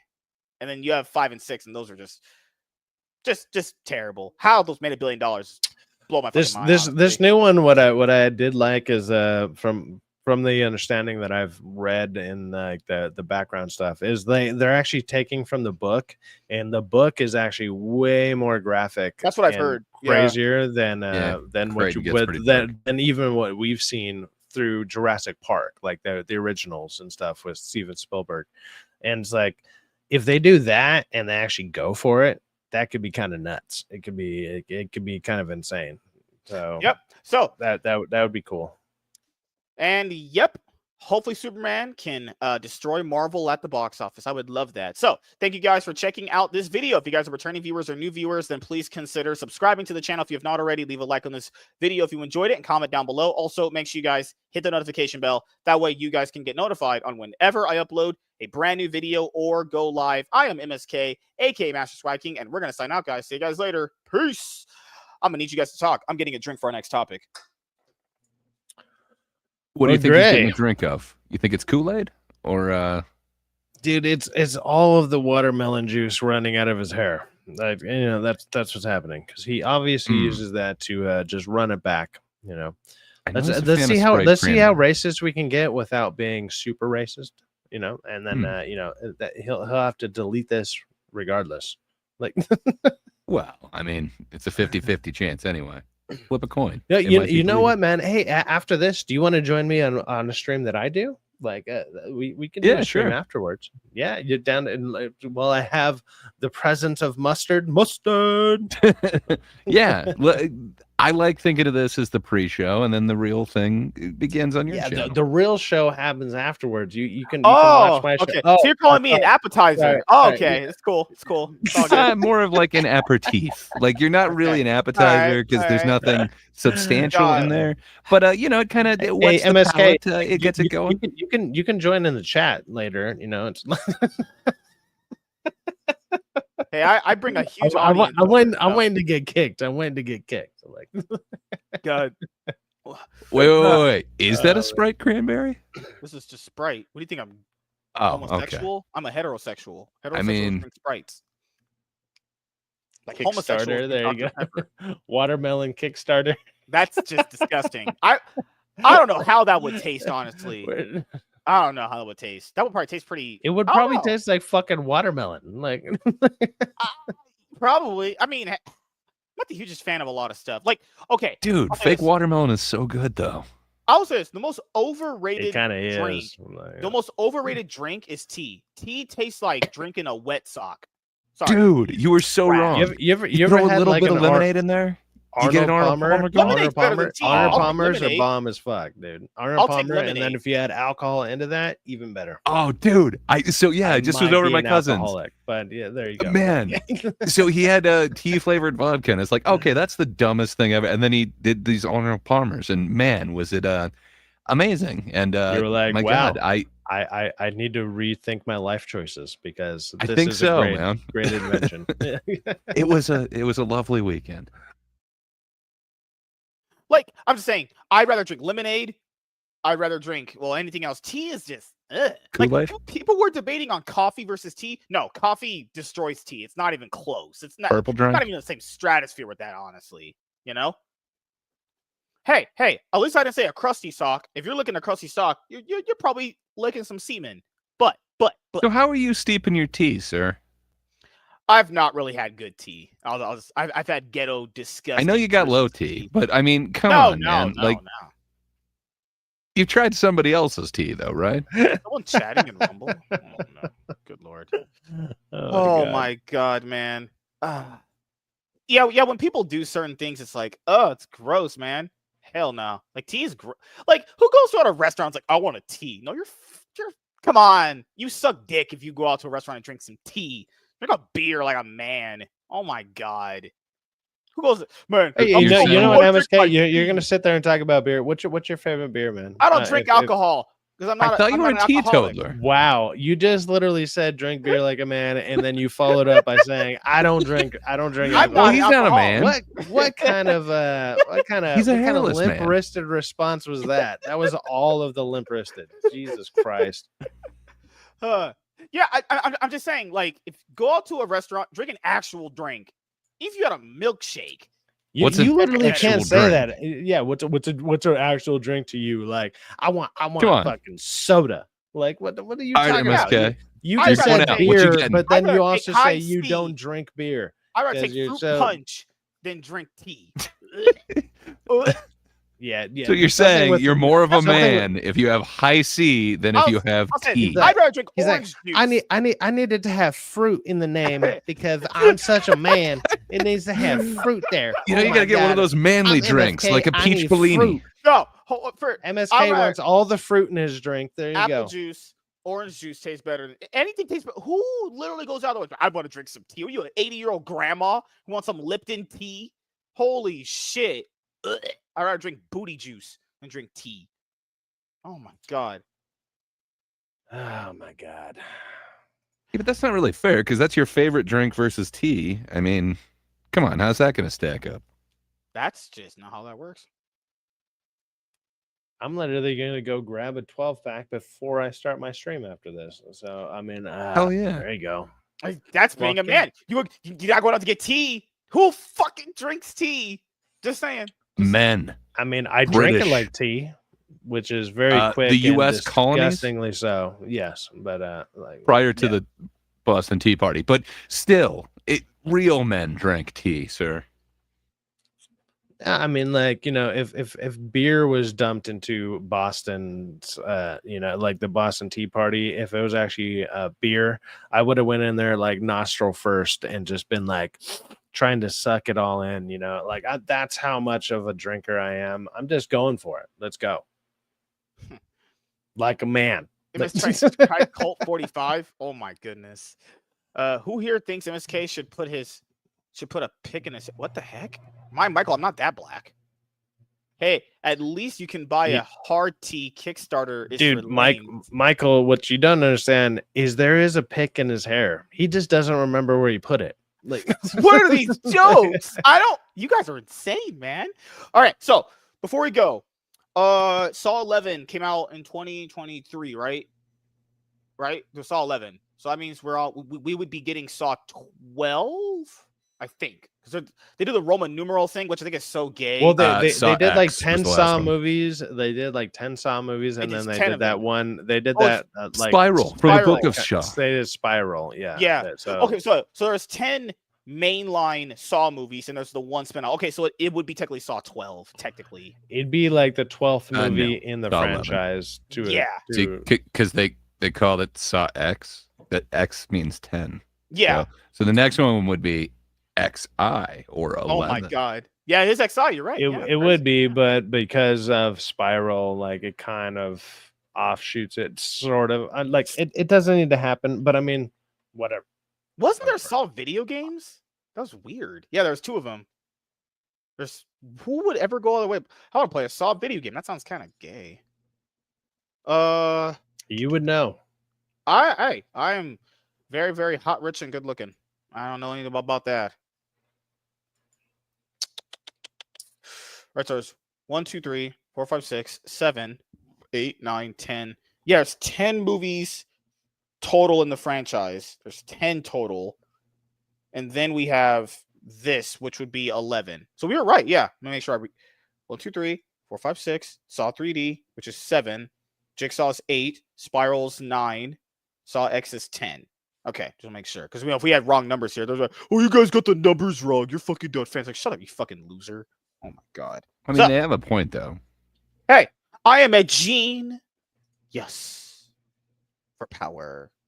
All right, let's get into our Think that those are 2 different words? No, I have a 200 IQ for a reason. Checkmate. Mic drop. All right, so this is what a lot of people wanted us to go over because I know Michael Gray is a huge Saw fan, so Gray's like, I really wanted to pour in me some Saw. So me as well. I did really, see really Saw. Why do I pay you guys any money to be here? I'll just Ben Shapiro it. I'll just do it myself, honestly. Good Lord. Crazy. Hey, but can I just give you back all of the $0 you gave me and then I can leave? Like, damn, fuck. Just put my contracts out there on blast like that. Might as well just tell them my fucking social security number at that point. Yeah, it's 000 00 0000. Thank you. Good. Also, that's how that works. But that's not me. I'm not a 0. I'm more like a 10 out of 10. 10. You're like a 0.5. Good Lord. All right, let's have some fun here. God. Hey everyone, I am MSK, aka Master Swag King, coming at you guys today with another video. And if you guys are returning viewers or new viewers, then please consider subscribing to the channel if you have not already. Leave a like on this video if you enjoyed it and comment down below. Also, make sure you guys hit the notification bell. That way you guys can get notified on whenever I upload a brand new video or go live. And in today's video, we are going to be talking about the Saw franchise, which is a horror franchise that consists currently of 10 movies, and we would be getting an 11th movie, but there is some complications currently. So for those of you guys who don't know, back when I was really young, I mean, I'm talking like maybe 4 or 5 years old, back when we had like cable, when fucking Spectrum was called Time Warner, there was this thing called like video on demand that came out as a recent thing, but now it's obviously it's a very old thing. I remember they used to play like these ads for like Saw 2 or 3, and I wasn't scared because with horror movies, I would admit I was scared of them growing up because I was a fucking little kid. But when I saw the ads for like Saw 3 that the Time Warner was doing for video on demand back then, I wasn't scared at all. I was like, what is this lady screaming in a room by herself? And then later on, the Sci-Fi Channel, not Sci-Fax, he's overrated cloud chaser, but the Sci-Fi Channel, you know, they used to have these horror marathon weekends. They were like some of the coolest things that God forbidden fucking network used to do. And I remember I went to my grandma's house one weekend because I was really a fucking loser back then. I was watching Lifetime movies by myself when all my friends were out there partying and dating girls. I was a loser back then, but not now. I'm a top G Riz master. So went to my grandma's house. And I saw, and and that week was the Saw weekend. I remember they advertised, this is the Saw weekend. You can watch all the movies, you can marathon them. So I went over there and I watched the first Saw movie for the first time back. Oh man, I forgot what year, 2010, 2009 or some shit like that. It's like the same year that Saw 3D came out, actually, when we thought that was the last one. And then, you know, we were wrong about that, actually. And I remember watching it and just absolutely falling in love. What a great movie that is. The first Saw movie directed by James Wan, the master of horror. Like, when people say they don't make movies like they used to, they really don't make movies like they used to. That movie's so fucking good. And the thing with horror movies is, like, generally speaking, given how the movie is, it's really gritty. The storytelling's great. It's ominous. The villain's awesome. Oh my God, that ending where he just pops out of the fucking, where he's like in the middle of the fucking bathroom, he pops out. Oh my God, just, oh, it's so good. Like, I never thought that dude was going to start sawing off his foot. I was like, he's not going to do that. There's no way someone's doing that. But hey, if you're put into a situation where you got to go save your wife and kid, hey, fuck it. He was like, I'm sawing off my own foot for that. And that's what I liked about the franchise. It kind of made people do like the most unthinkable things in a certain situation that they were in. And then, you know, I ended up seeing the rest of them. But my problem with the franchise was always this. I don't think they should have killed Tobin Bell ever. Now, I think they did that because they didn't think they were actually going to make 10 of these. I think that was not in their minds back in the day. But you go to watch these movies and, you know, you kind of watch them for Jigsaw. That's one of the reasons why you watch them and the traps. Well, if he's dead, the only way to come back for him is like just through flashbacks. I understand that. I think that's always been their biggest mistake. I think killing him off in that kind of storyline, I like the storyline. It's not bad. It's actually really good. I just don't like the fact that they killed him off. That's like my really only issue with the franchise itself. Other than that, I think the only good Saw movie after the first one is the second one. I think the second one needs to be in the conversation more. That was pretty darn good. You know, I did like Spiral. I did, but you know, I would probably have that low on the totem pole, actually. So it got to a point where the next Jigsaw apprentice was Mr. Hoffman. And you guys know the story where the guy did something to his sister. He went to go kill him, and you know, fucking Jigsaw tried to kill him. The fucking gun malfunctioned. It didn't go off on him or whatever. I mean, I will say this with Hoffman. There was a movie, it was like 5, where they discovered he actually was Jigsaw. And then instead of just raiding the entire basement that they're currently in with him, they just are talking to him, and then he just kills them both. So they're going, what the fuck? You know, you have the reverse bear trap moment in Saw 3D where he kills Jill. You have the part where he, you know, the doctor, I think it's Gordon or something from the first movie, says game over when he takes out Hoffman. Oh, just franchise is so fun. You know, the traps are really cool. It's super gory. I absolutely love the franchise despite its ups and downs. But before we go into the actual news of it, I'll ask Gray, what was your first introduction to the Saw franchise, actually? I can't remember if I saw the short before I saw the original one, but I know I definitely saw the short before I saw the second movie. So like right from the beginning, it was just like, whoa, this is something kind of different, and I kind of liked the idea, but it did kind of feel like a bunch of different amalgams of a bunch of other things added together, like the whole "do you want to play a game" thing. It's a little Pretty iconic line there. out there, I guess, but it does feel like a couple different things. Like there was the Michael Douglas The Game movie where there was the doll that was kind of similar to that, I guess, but I don't know. It really, like you mentioned, the ending to that is just iconic, and the fact that they had Carrie Elwes in there, just man, seeing Leslie from The Princess Bride, just him actually taking off his own ankle, just man. What can I say? I really dig that whole franchise, and yeah, it got towards gore porn at the end, but it's kind of fun. I think it's 3D that has is that the cheating girlfriend or whatever opening? It gets over the top and it's fun, but Were you actually you get wowed from stuff like by that to like Chester from Yeah. Linkin Park, his fun like skinhead appearance. Man, there's some fun stuff in that. That series. was like the fourth or fifth movie. Yeah, that was Was kind of that fourth? further I thought it on. was like sixth.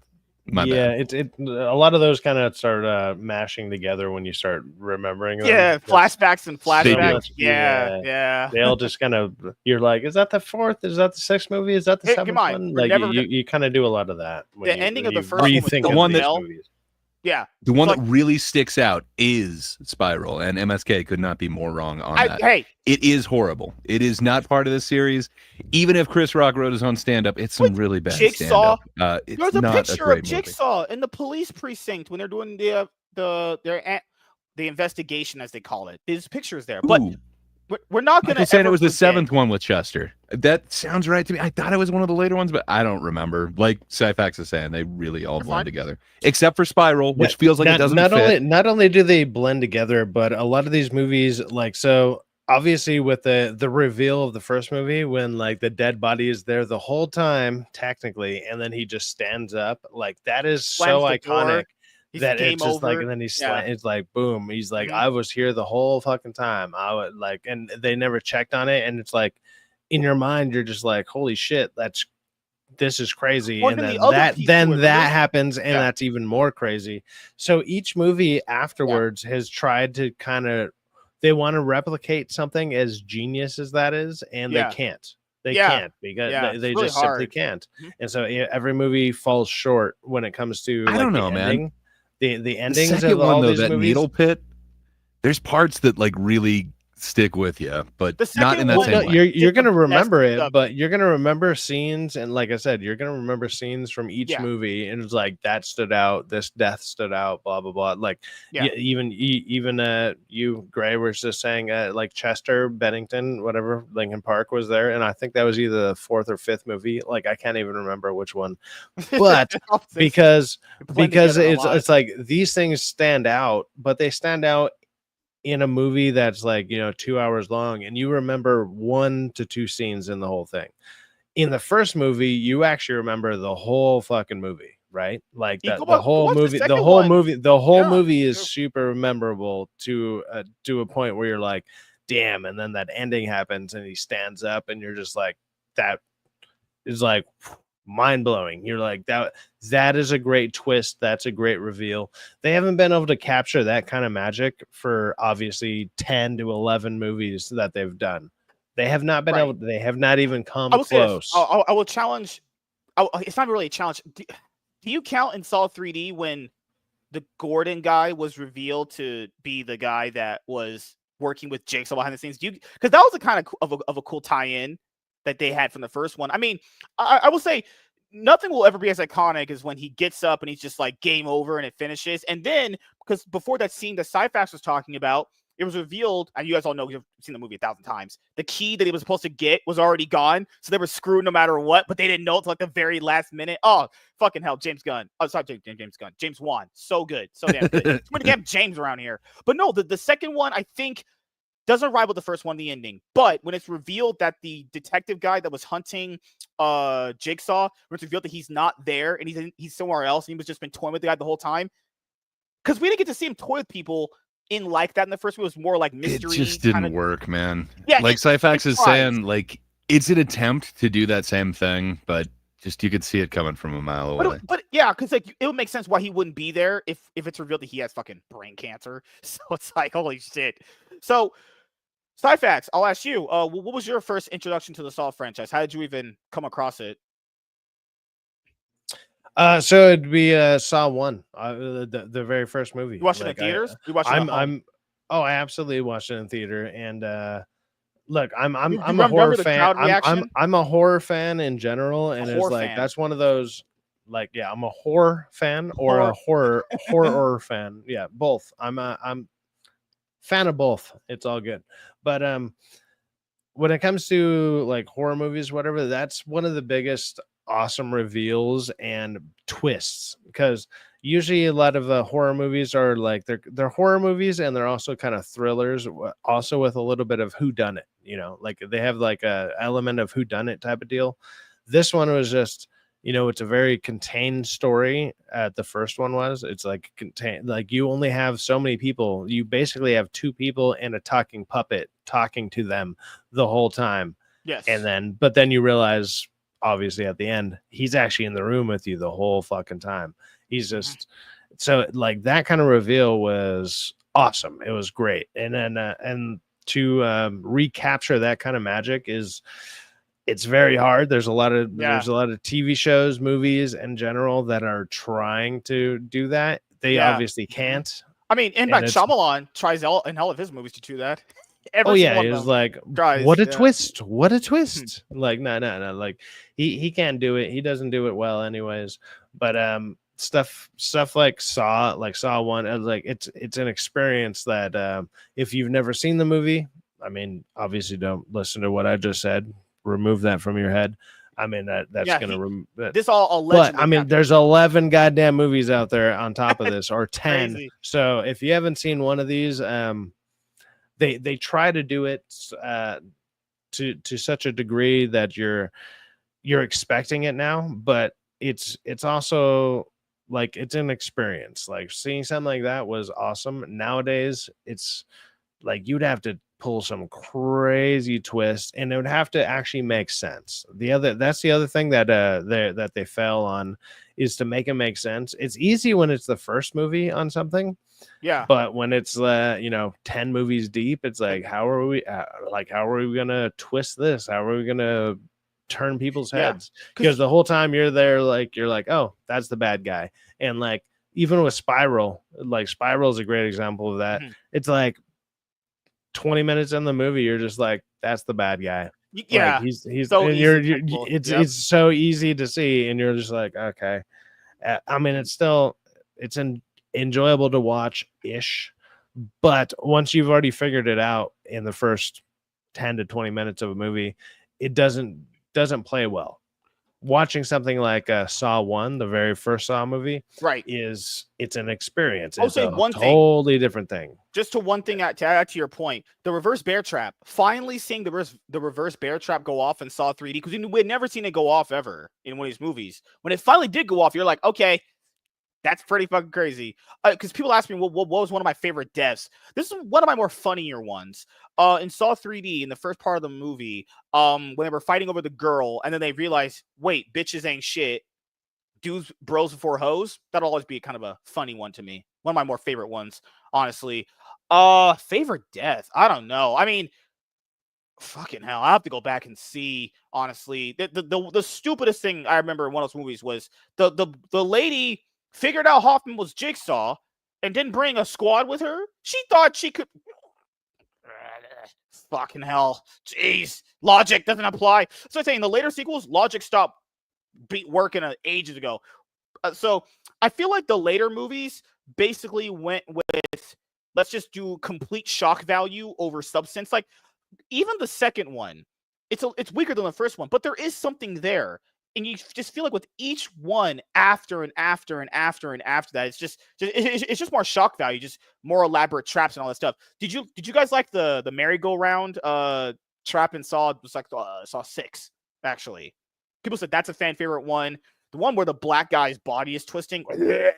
Oh god, that's fucking gruesome. Holy fuck. Well, like Gray said it kind of earlier, and I totally agree. Like Saw like three and onwards basically became gore porn. It was just like it was because of movies like Hostel, like when Hostel came out, like because Hostel came out around that same time, where it was like this shit is gruesome. Like they Hostel is go and do literally Saw times 10. Yeah.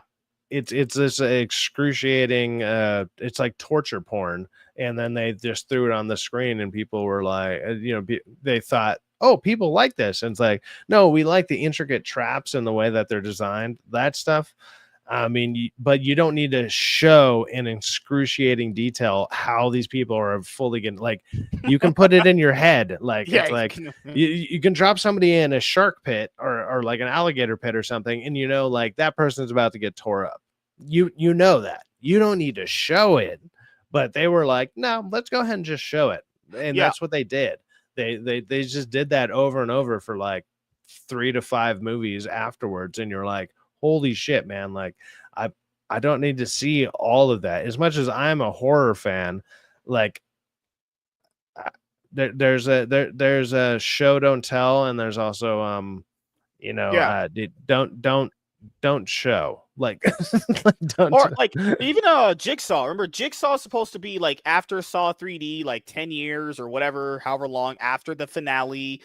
It's a movie that's after Saw 3D, but the best precedents of it come from the past. And then it's like, I don't know why a movie like that would even exist. It's like, oh yeah, no shit, he had an apprentice before Amanda and Hoffman. Like, no shit. I mean, what the hell? Like, then you get Spiral, my quality Saw movie there. But after all the reminiscing we did there about the Saw franchise, would you like want to play a game? So it's going to be an iconic line there from Billy the Puppet. We did get some news. So we had Saw. So hold on, give me 1 second here. I have to get these movies in order. Jeez.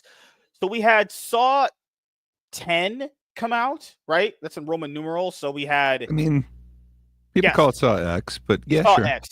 So we had Saw X come out, and it did very well at the box office. A lot of people said it's their favorite Saw movie, which is great considering the fact that, as we have just lobbied out, these have been pretty bad since like 2. Like they've been pretty much down. It's the best one in a long time. I don't know if I can get behind. You didn't like it as much. I mean, whatever. Everything's subjective. So if this is somebody's favorite, fair enough. But man, that first one, I don't know how you could rank this one above the first one, Saw X. I'll have people. Oh, that's crazy if they did. But I did hear good things about Saw X, which was good, and it was announced that we were going to be getting an 11th movie, because we should be at that point if it did that well. Because keep in mind, I'll just show you guys. I'll just list the budget and how much it made. So the budget of that movie was $13 million. I imagine marketing wasn't that, like, horror movies marketing is like not as much as like other major blockbusters. So its budget was $13 million, and it took in $125.3 million. So there was an insane profit there. Like, imagine the profit margins on that are utterly disgusting. So then we had this came out first, and then we're going to have the update to the franchise right here in just a moment. So Saw series shocker. Is it game over for Saw 11? 7 installments, a soft reboot, a spinoff, and an in-between queel. After 2 decades, 10 films, and over $1 billion gross worldwide, Saw remains one of horror's most popular and enduring franchises. Unfortunately, the series' iconic villain Jigsaw may have already set his last trap. I saw what you did there. According to an anonymous source, BD has verified as being close to the production of its newest sequel. It's totally dead. The source tells us it's 100% over almost a year now. And this is what got posted on the Saw Twitter account after the success of the previous movie. It says right here, the game continues. This is September 27th, 2024, which would make sense why it would come out a little bit before October, because it comes out slightly before October. So it gets that early bump. It already has a big it's a big fan base with Saw. So it would have did well going into the, Halloween weekend right then and there. And it says right here, the game continues. After the commercial and critical success of 2023 Saw X, Lionsgate announced Saw 11 with a teaser image and a September 27th, 2024 release date. Not long after, Saw X director and franchise veteran Kevin Gruert was revealed as the upcoming sequel's director, with previous series scribes Patrick Melton and Marcus Dustin on scripting duties. In addition, Saw stars Tobin Bell, Shawnee Smith, and Costas Mandylor were to return to their roles for this outing. However, the release date was eventually pushed back by a year in the spring of 2024, placing its new release date at September 26, 2025. So what happened? According to the source, everything went sideways in January 2024. The producers started fighting. While one producer attempted to plow forward with the film, the other put up roadblocks, stifling Saw 11's production. But what about Lionsgate? Surely the company that Saw helped build would have stepped in to steer its lucrative ship back on course. One source suggests Lionsgate didn't have anyone to smooth over the agreement. As it stands, the series still has a number of dangling plot strands left to be tied up, with Saw 11 effectively canceled. So too is the franchise, robbing its fans and creators of a proper ending. What becomes of the series after this? The insider notes that the franchise might sell somewhere else, but it will likely start over if so. In the end, Jigsaw was thwarted not by cancer or a circular saw to the throat, but a persistent plague to creativity and filmmaking. And the source, as the source concludes, greed and ego won. So that was the moment right there where people were like, "Oh, damn, it's over, man." Everyone was like reminiscing about it. I was like, "Damn, it's really over." Billy the Puppet was gone. But wait a minute, there's more. Maybe this won't be his last game. Maybe Billy the Puppet will come back for another game.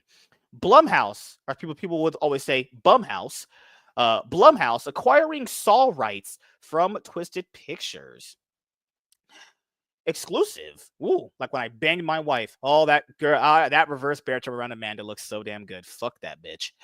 In a deal that will bring James Wan back in touch with the mega horror IP he created, we hear from several sources that Blumhouse is acquiring the prospective rights to Twisted Pictures portion of the Saw franchise. In short, you said mega horror. There's a mega horror IP. What's going on there? You mean Sydney Sweeney? Joking, guys. It's a joke. In short, Blumhouse essentially is taking over the IP's ownership from Twisted's Mark Berg and Oren Coles.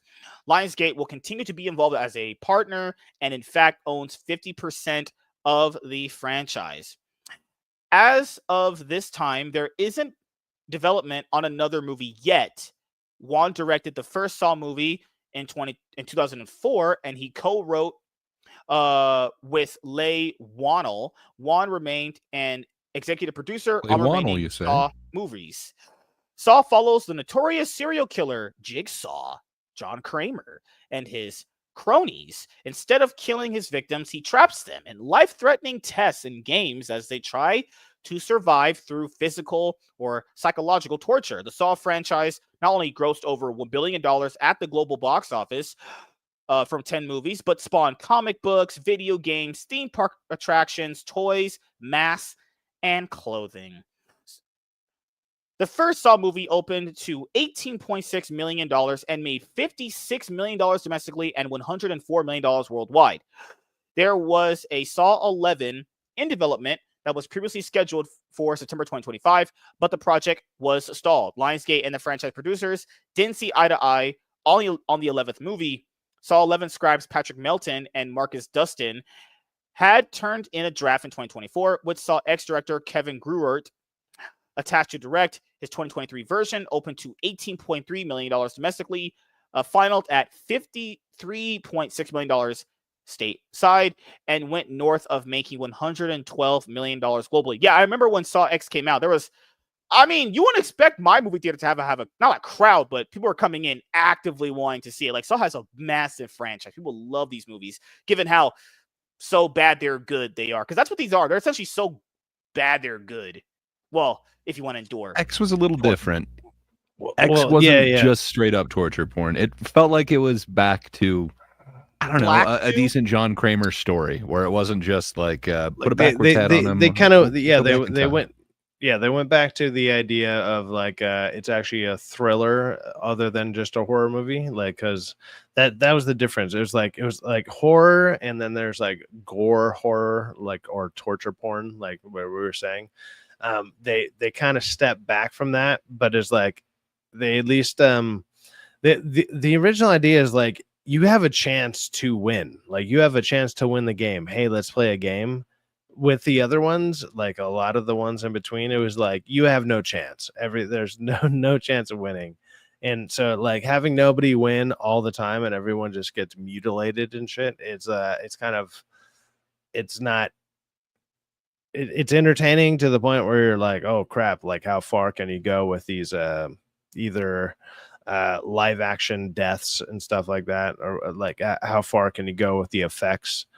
But when the stakes are kind of removed, it becomes, I'm not, the only way to say it becomes boring. Like you have to have a chance to win. Like there's a way to win, and maybe you have to go to extreme lengths to win, but like almost nobody does that. And it's like he still gives people, like the idea was he still gives people a chance to win.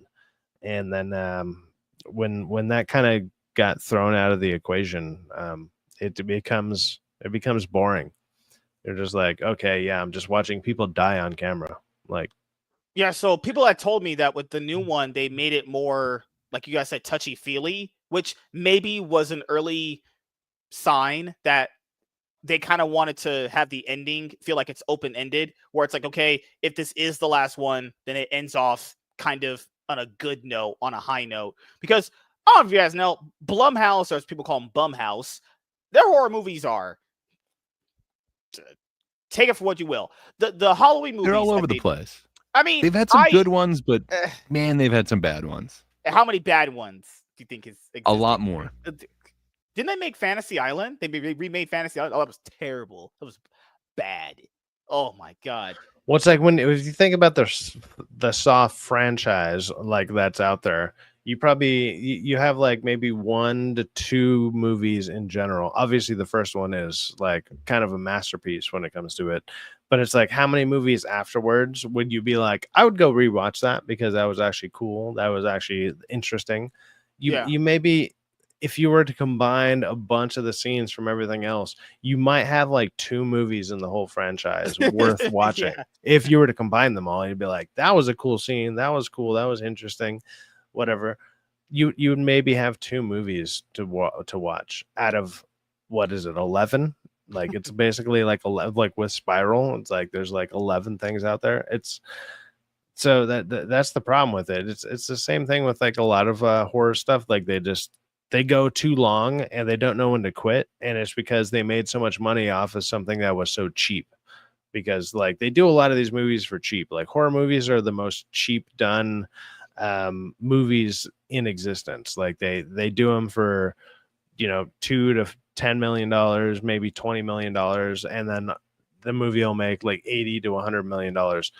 That's a massive return on a movie that's something like that. It's not like Marvel and stuff where they're dropping $200 million, $300 million, and they're like, you need to make $600 million just to make $1. Like, because they also don't do a ton of marketing. They don't do a bunch of stuff like that. They're like, hey, it's a couple friends of ours, and we're like just shooting it in our backyard, and I have this creepy shed that just happens to be here. Let's go ahead and shoot a movie. And so like movies like that get made with when it comes to horror, and like they make like a good amount of money for very, very cheap. And this last one, they only put in $13 million in this last one. It took in like fucking what, 115? That's insane. That means if they only spent $5 million on marketing, they made a lot of money. So I you could see why, if they're making this much money with the franchise, there would be a lot of people with hands in the cookie jar being like, okay, I want to do it my way. I want to do it this way. But it's the thing is like, people of the franchise, even if like a horror movie costs, even if these horror movies cost $5 to $10 million, they're barely putting like $100,000, maybe $500,000 tops into the marketing. So you're looking at, okay, well, you throw that on top of whatever, and if they make $25 million, $30 million, it's like, wow, that looks like a small number compared to massive blockbusters. Right. No, that's an absolute win for these people, because like a lot of these people, they'll put up their houses for like, you know, second mortgages. They take money out of stuff that they're just like they throw it all in. Like,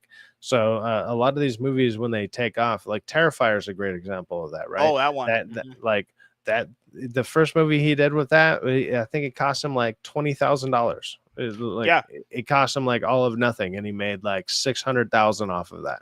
Mhm. That is a massive recuperation in your investment. Like, who wouldn't do Especially that? if you're doing it hey, you like got what he 20,000 did, to spend, and in a year from now you're gonna have 600,000. There you go. Yeah. Especially if you're doing it the way that everybody he did. would make that investment. He's Like, putting in everybody would 20K, do and that. he's getting 600K. People are factoring that's not millions, but 20,000, which is a lot of money. You got 600,000. It's insane to think about. Now think about that on a more massive scale when you're talking about like Saw. Like, you're making this much millions of dollars given all their merchandise and media. Come on, it's not just the movies. It's T-shirts. It's fucking every bit of media you have with these. Like, I think at this point, I will tell you this, as we're going to end off here in just a minute here, we got our closing thoughts. You will see another Saw movie. Guaranteed. If Blumhouse got involved, you're seeing another one. You're probably going to see it earliest 2027, I would say. It's probably the next time you'll see a Saw movie. But, you know, I would say this. Blumhouse puts out some pretty low-quality horror movies, if any good ones at all. Just make the traps good. The traps are what people really, really talk about for the most part. And obviously you have Tobin Bell. And we don't even know if they're going to reboot it. Like, do you guys think they're going to reboot and just have a whole new timeline, essentially? Because I don't know what else you can do in this other timeline that you already haven't did already. I haven't seen the newest one. They took this one recently. But if you guys said he had a redemption arc, which is crazy because, you know, why the fuck are you redeeming this guy? John Kramer's a piece of shit. That's a bad person, you know?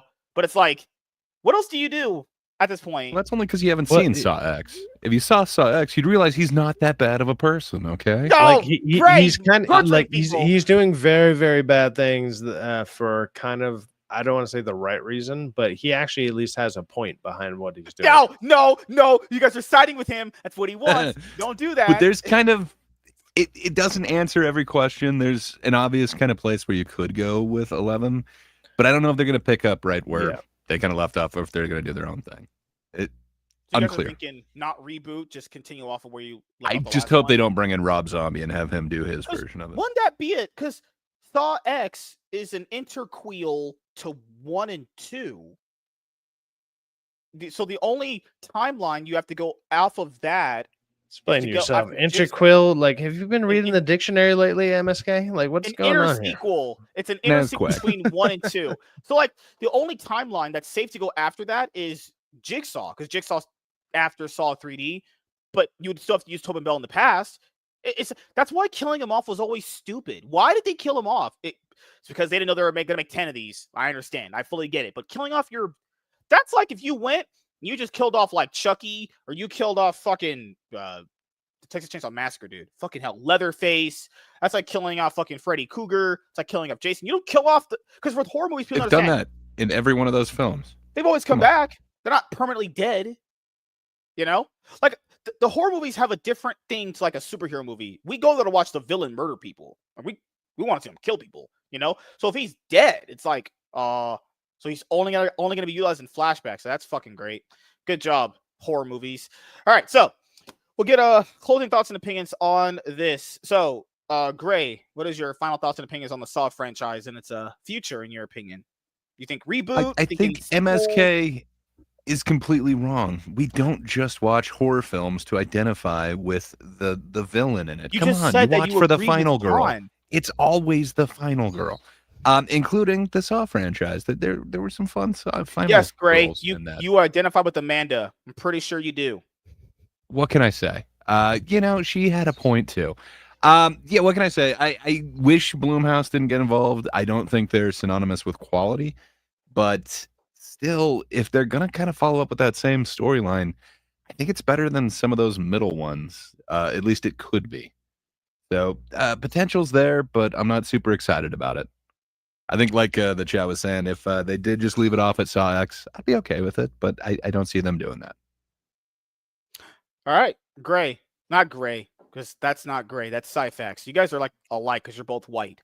White, actually. Well, you know, white like mustard clearly is white. You know, yeah. Oh, like mayonnaise, like my cum, white. There's okay. I'm gonna leave. No, All right. So Sci-Fax, what are your closing thoughts and opinions on the Saw franchise? When it comes, dude, Saw is sadly become what like Gray was mentioning earlier, which is it's become like a torture porn or whatever, like gore porn, and they need to stray away from that. Like that they had an interesting concept where it's like, hey, what are you willing to do to get out of something like this? And you know, the first movie had stuff like that, and they strayed very far from that. And if they were to come back to an interesting idea around that, that would be cool. I don't see them doing that, especially if they're going to Blumhouse. Blumhouse is known for doing like very cheap horror movies, like Truth or for Dare. very cheap. Yeah, like it's very, it's like whatever. And I watch all horror movies, even though this one might come out and I'll be like, holy shit, like this sucked, but I'll probably still watch it. Like I try to watch most horror movies in general. But I don't know. I don't really have faith in this franchise moving forward or doing anything unique or interesting. And I mean, it's not just this studio in general. It's literally every studio. Every studio they just have shit writers, and they have to follow so many stupid guidelines. And they're like, well, do we have enough black characters who actually live? Do we have a black lesbian who also has a tongue piercing? Blah blah blah or whatever. You know, it's like, what is going on with some of these things lately? And you see it and you can't unsee it type of thing. It's like once you see it happening, you just know. Like you can see a trailer. It used to be that you could see a trailer and you'd be like, that looks either interesting or even the trailer is not great. They show the whole movie, whatever. And then and nowadays it's like you can see it and you're like, I saw the whole movie. Right. Yep. And that's a problem. They need to fix shit like that. And until they fix stuff like that, none of these movies are going to be worth watching, other than people like me who I just see whatever new movie is out there anyways. But I will say that's because I have the movie pass. Yeah, I mean, you have the gay pass, you know. Dude, it's $25 for a month, and I get to see 16 movies a month. I will say this though: when I watched the trailers for Saw X, they didn't look like they revealed much about the movie. Looking back now, when we did the trailer reactions, they looked fine. But I see your point. Yeah, I mean, I'm glad the franchise can continue. Like, I'm glad it can still move on. But it's kind of like, damn. Could it have been with nobody else? Like, can A24 have not made a bid? The problem is they couldn't. They probably did. Blumhouse just offered more money, probably, or they could have offered more money, probably. And that bit of praise that you said for Saw X, where the trailer didn't give it away, Blumhouse is notorious for giving away the entire plot in the trailer. So expect that in the upcoming one. Oh God, kill me now, Tobin Bell, brother. You can do better. Don't come back unless they literally give you the bag. Literally take the bag. But yeah, for me, I love the franchise. I mean, even my friend James, you guys know him. He's a clout chaser himself. He doesn't like horror movies. He thinks they're fucking stupid. But he always praises Saw. He'll always talk to me about, anytime he talks about horror, he always mentions the first Saw movie. Even he knows that's a pretty good fucking movie. So that tells you something right there about how good that movie can be for a person that doesn't even like horror movies to go, you know what? That's pretty fucking good right there. So yeah, thank you guys for checking out this video. If you guys are returning viewers or new viewers, then please consider subscribing to the channel if you have not already. Leave a like on this video if you enjoyed it and comment down below. Also, make sure you guys hit the notification bell. That way you guys can get notified on whenever I upload a brand new video or go live. I am MSK, aka Master Swag King, and we're going to sign out, guys. See you guys later. Goodbye. Peace. All right. Yeah, like make sure to follow MSK so like people like me and Greg can come on here and talk shit about him. That'd be great. Oh God, cloud chasers. I hate you people. Yeah, definitely doing that. I think they offered like A24. They put in a bid for no, they're gonna do that Camp Crystal Lake series, aren't they? I think they're gonna do that. Yeah. Savage Jab was here. Oh, I forgot he was here. Hey, white man, message me, bastard. We have to set up a day for the show. I have to know. I'm doing my stream schedule tonight. Professor Savage said, I met him out in Vegas as well. He's a white guy. He's much shorter in person, but yeah, he's not tall. I'm taller than him. That's crazy. He's like 5'7", I think. I was taller than like everybody that I stream with, other than Andy. Andy was like 6'2", or I was like, holy shit, like that dude. He's a big dude. Everybody else, I was just like, And then if you had to choose between A24 and Blumhouse owning Saw, I probably would just choose A24. But they're not going to shell out the money for the franchise, like, or at least do you think A24 is going to shell out like 50? I forgot how much money they said they acquired it for. Probably a lot of money. There was like 50 million or some shit like that. I'm not shelling out 50 million for that. No way. A24 also tries to film on a budget too, like those fucking those Pearl movies with the fucking hell. I think I saw Pearl the first X. one. It was X, Pearl, yes. and then Maxine. Yeah, I saw X. Yeah. So you could tell that was made off like a $5 million budget. But they had some kind of big ones too. They did Civil War last year, and they did Warfare this year. Christine Dunst. Yeah. No, A24, like for the amount of money that they actually spend towards stuff, they probably still make money off even like duds, something that doesn't actually super blow up. They still actually make money because they don't do a lot of promotion. Their promotion is done like if you go and watch random horror movies like I do, like you'll see a trailer of that in front of something else. That's kind of the only way that you hear about these movies, other than through Twitter, and they kind of just throw those out there. Other than that, it's not thrown out there. They don't have billboards, they don't have all this stuff. They're just like, yeah, this movie is happening, and if you catch a preview of it, you're gonna go watch it. And I'm like, I watch all these things anyways, so for me, it doesn't matter. Genre. They also did that Friendship, and that one set records with how much it made per theater, but it was literally in like 5 theaters, but it made like a crap load per each theater. But I don't know. I've been hearing nothing but good things about that, so I'm excited to see that. But I've just dragged my feet on Friendship. But good for A24. I do wish that they had bought it. I think you'd get a much more artistic. I don't know. I think it would do more justice to the Saw franchise than something from Blumhouse, where I think we're going to get something more like Saw 3D from them. But maybe I'm wrong. Maybe. I didn't see it. That's one that I actually did not go see, but I've heard that it's pretty good. I mean, I could probably just find it online. But did you guys like Civil War? I didn't hear good things about Civil War at all. It wasn't that good.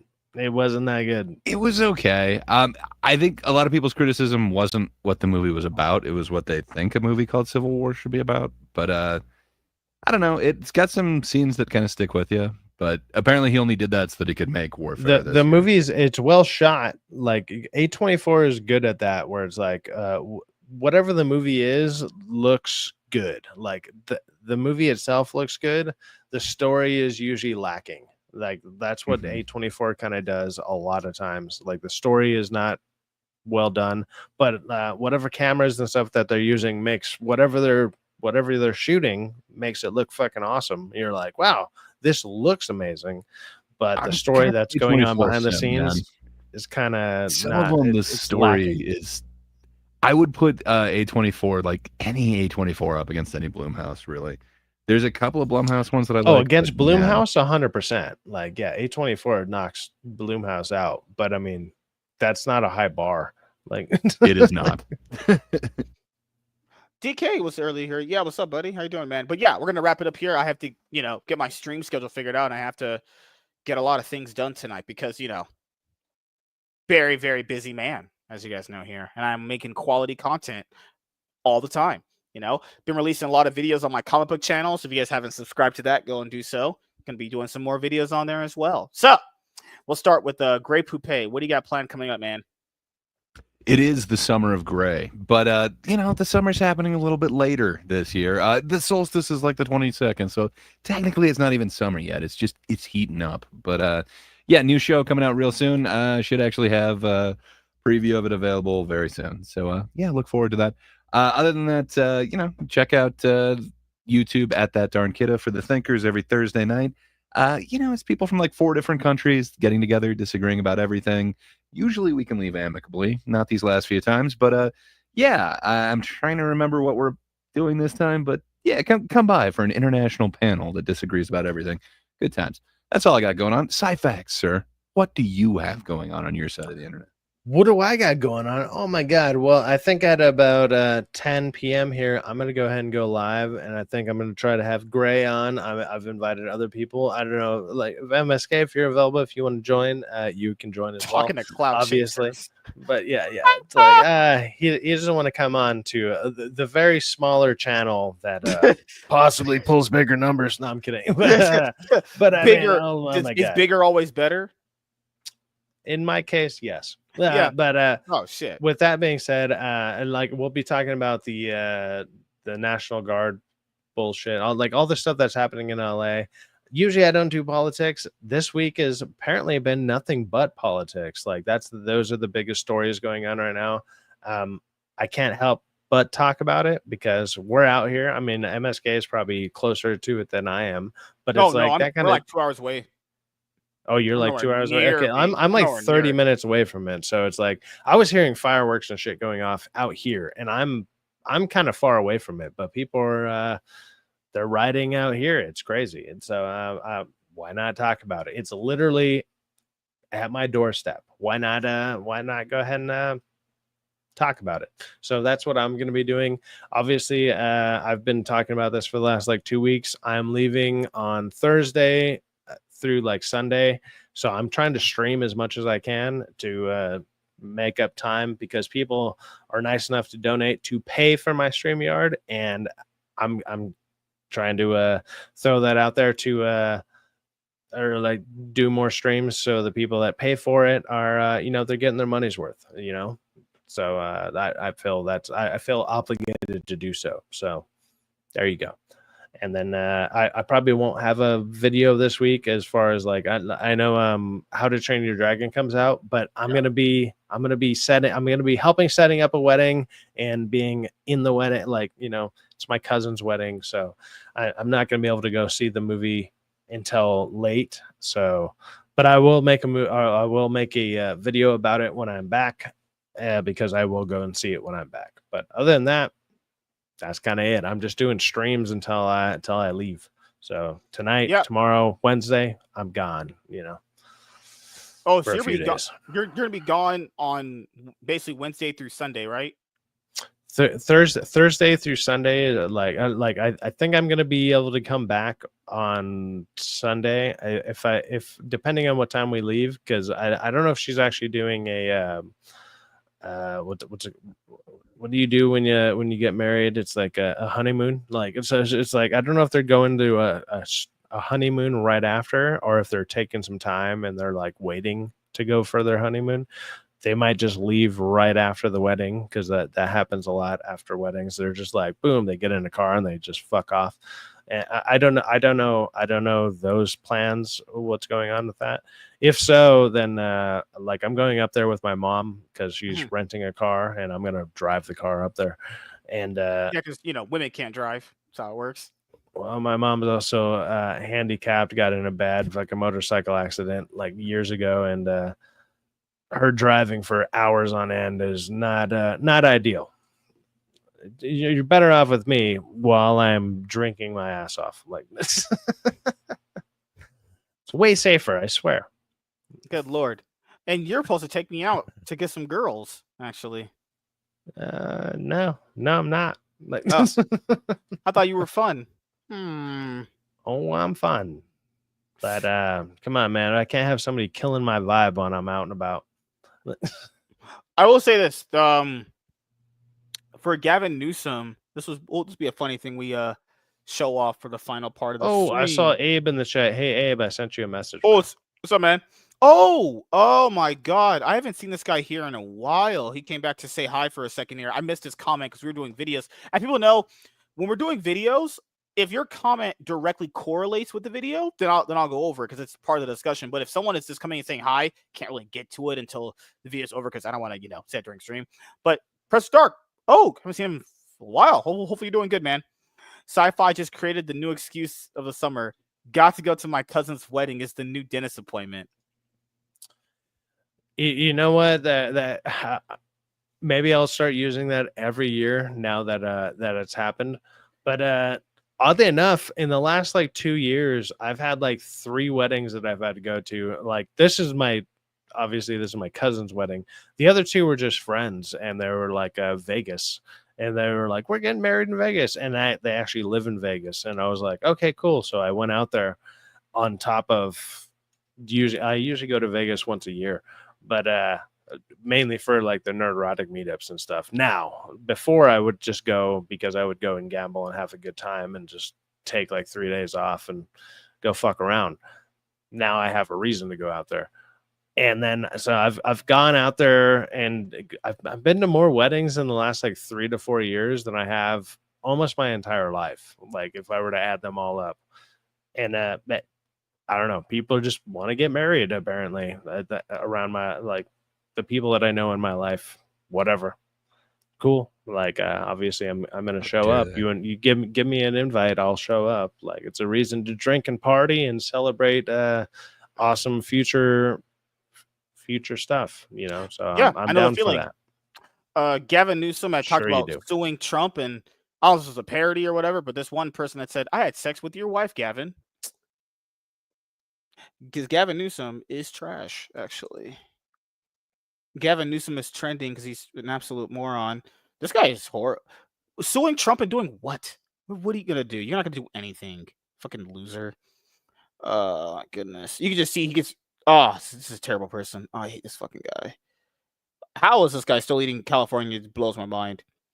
He says, Well, you "Do see your his hair. job, JD Vance." It's like, no, you do your job. You don't want to allow all this to happen, you fucking loser. Trash fucking person, man. We're suing Donald Trump. Yeah, good luck with that. Good luck with that. Well, we'll go over that later. So, as you guys know, for me, I have basically MSK shows and playing League of Legends episodes coming throughout the week. This week for the Cloud9 podcast, we're only going to have one episode with me and Warren tomorrow because Chaz is not going to be here for Thursday this week because he's going on vacation for Pokemon or whatever. He's going to go out and play Pokemon for a little bit. So yeah, Chaz will be back here next week. So we'll have one episode for the Cloud9 podcast tomorrow with me and Lunchbox Warren, and I have an MSK show episode tomorrow as well with, I think, John's Longbox as a one-on-one for another appearance. So yeah, thank you guys for checking out this episode of the MSK show, and we'll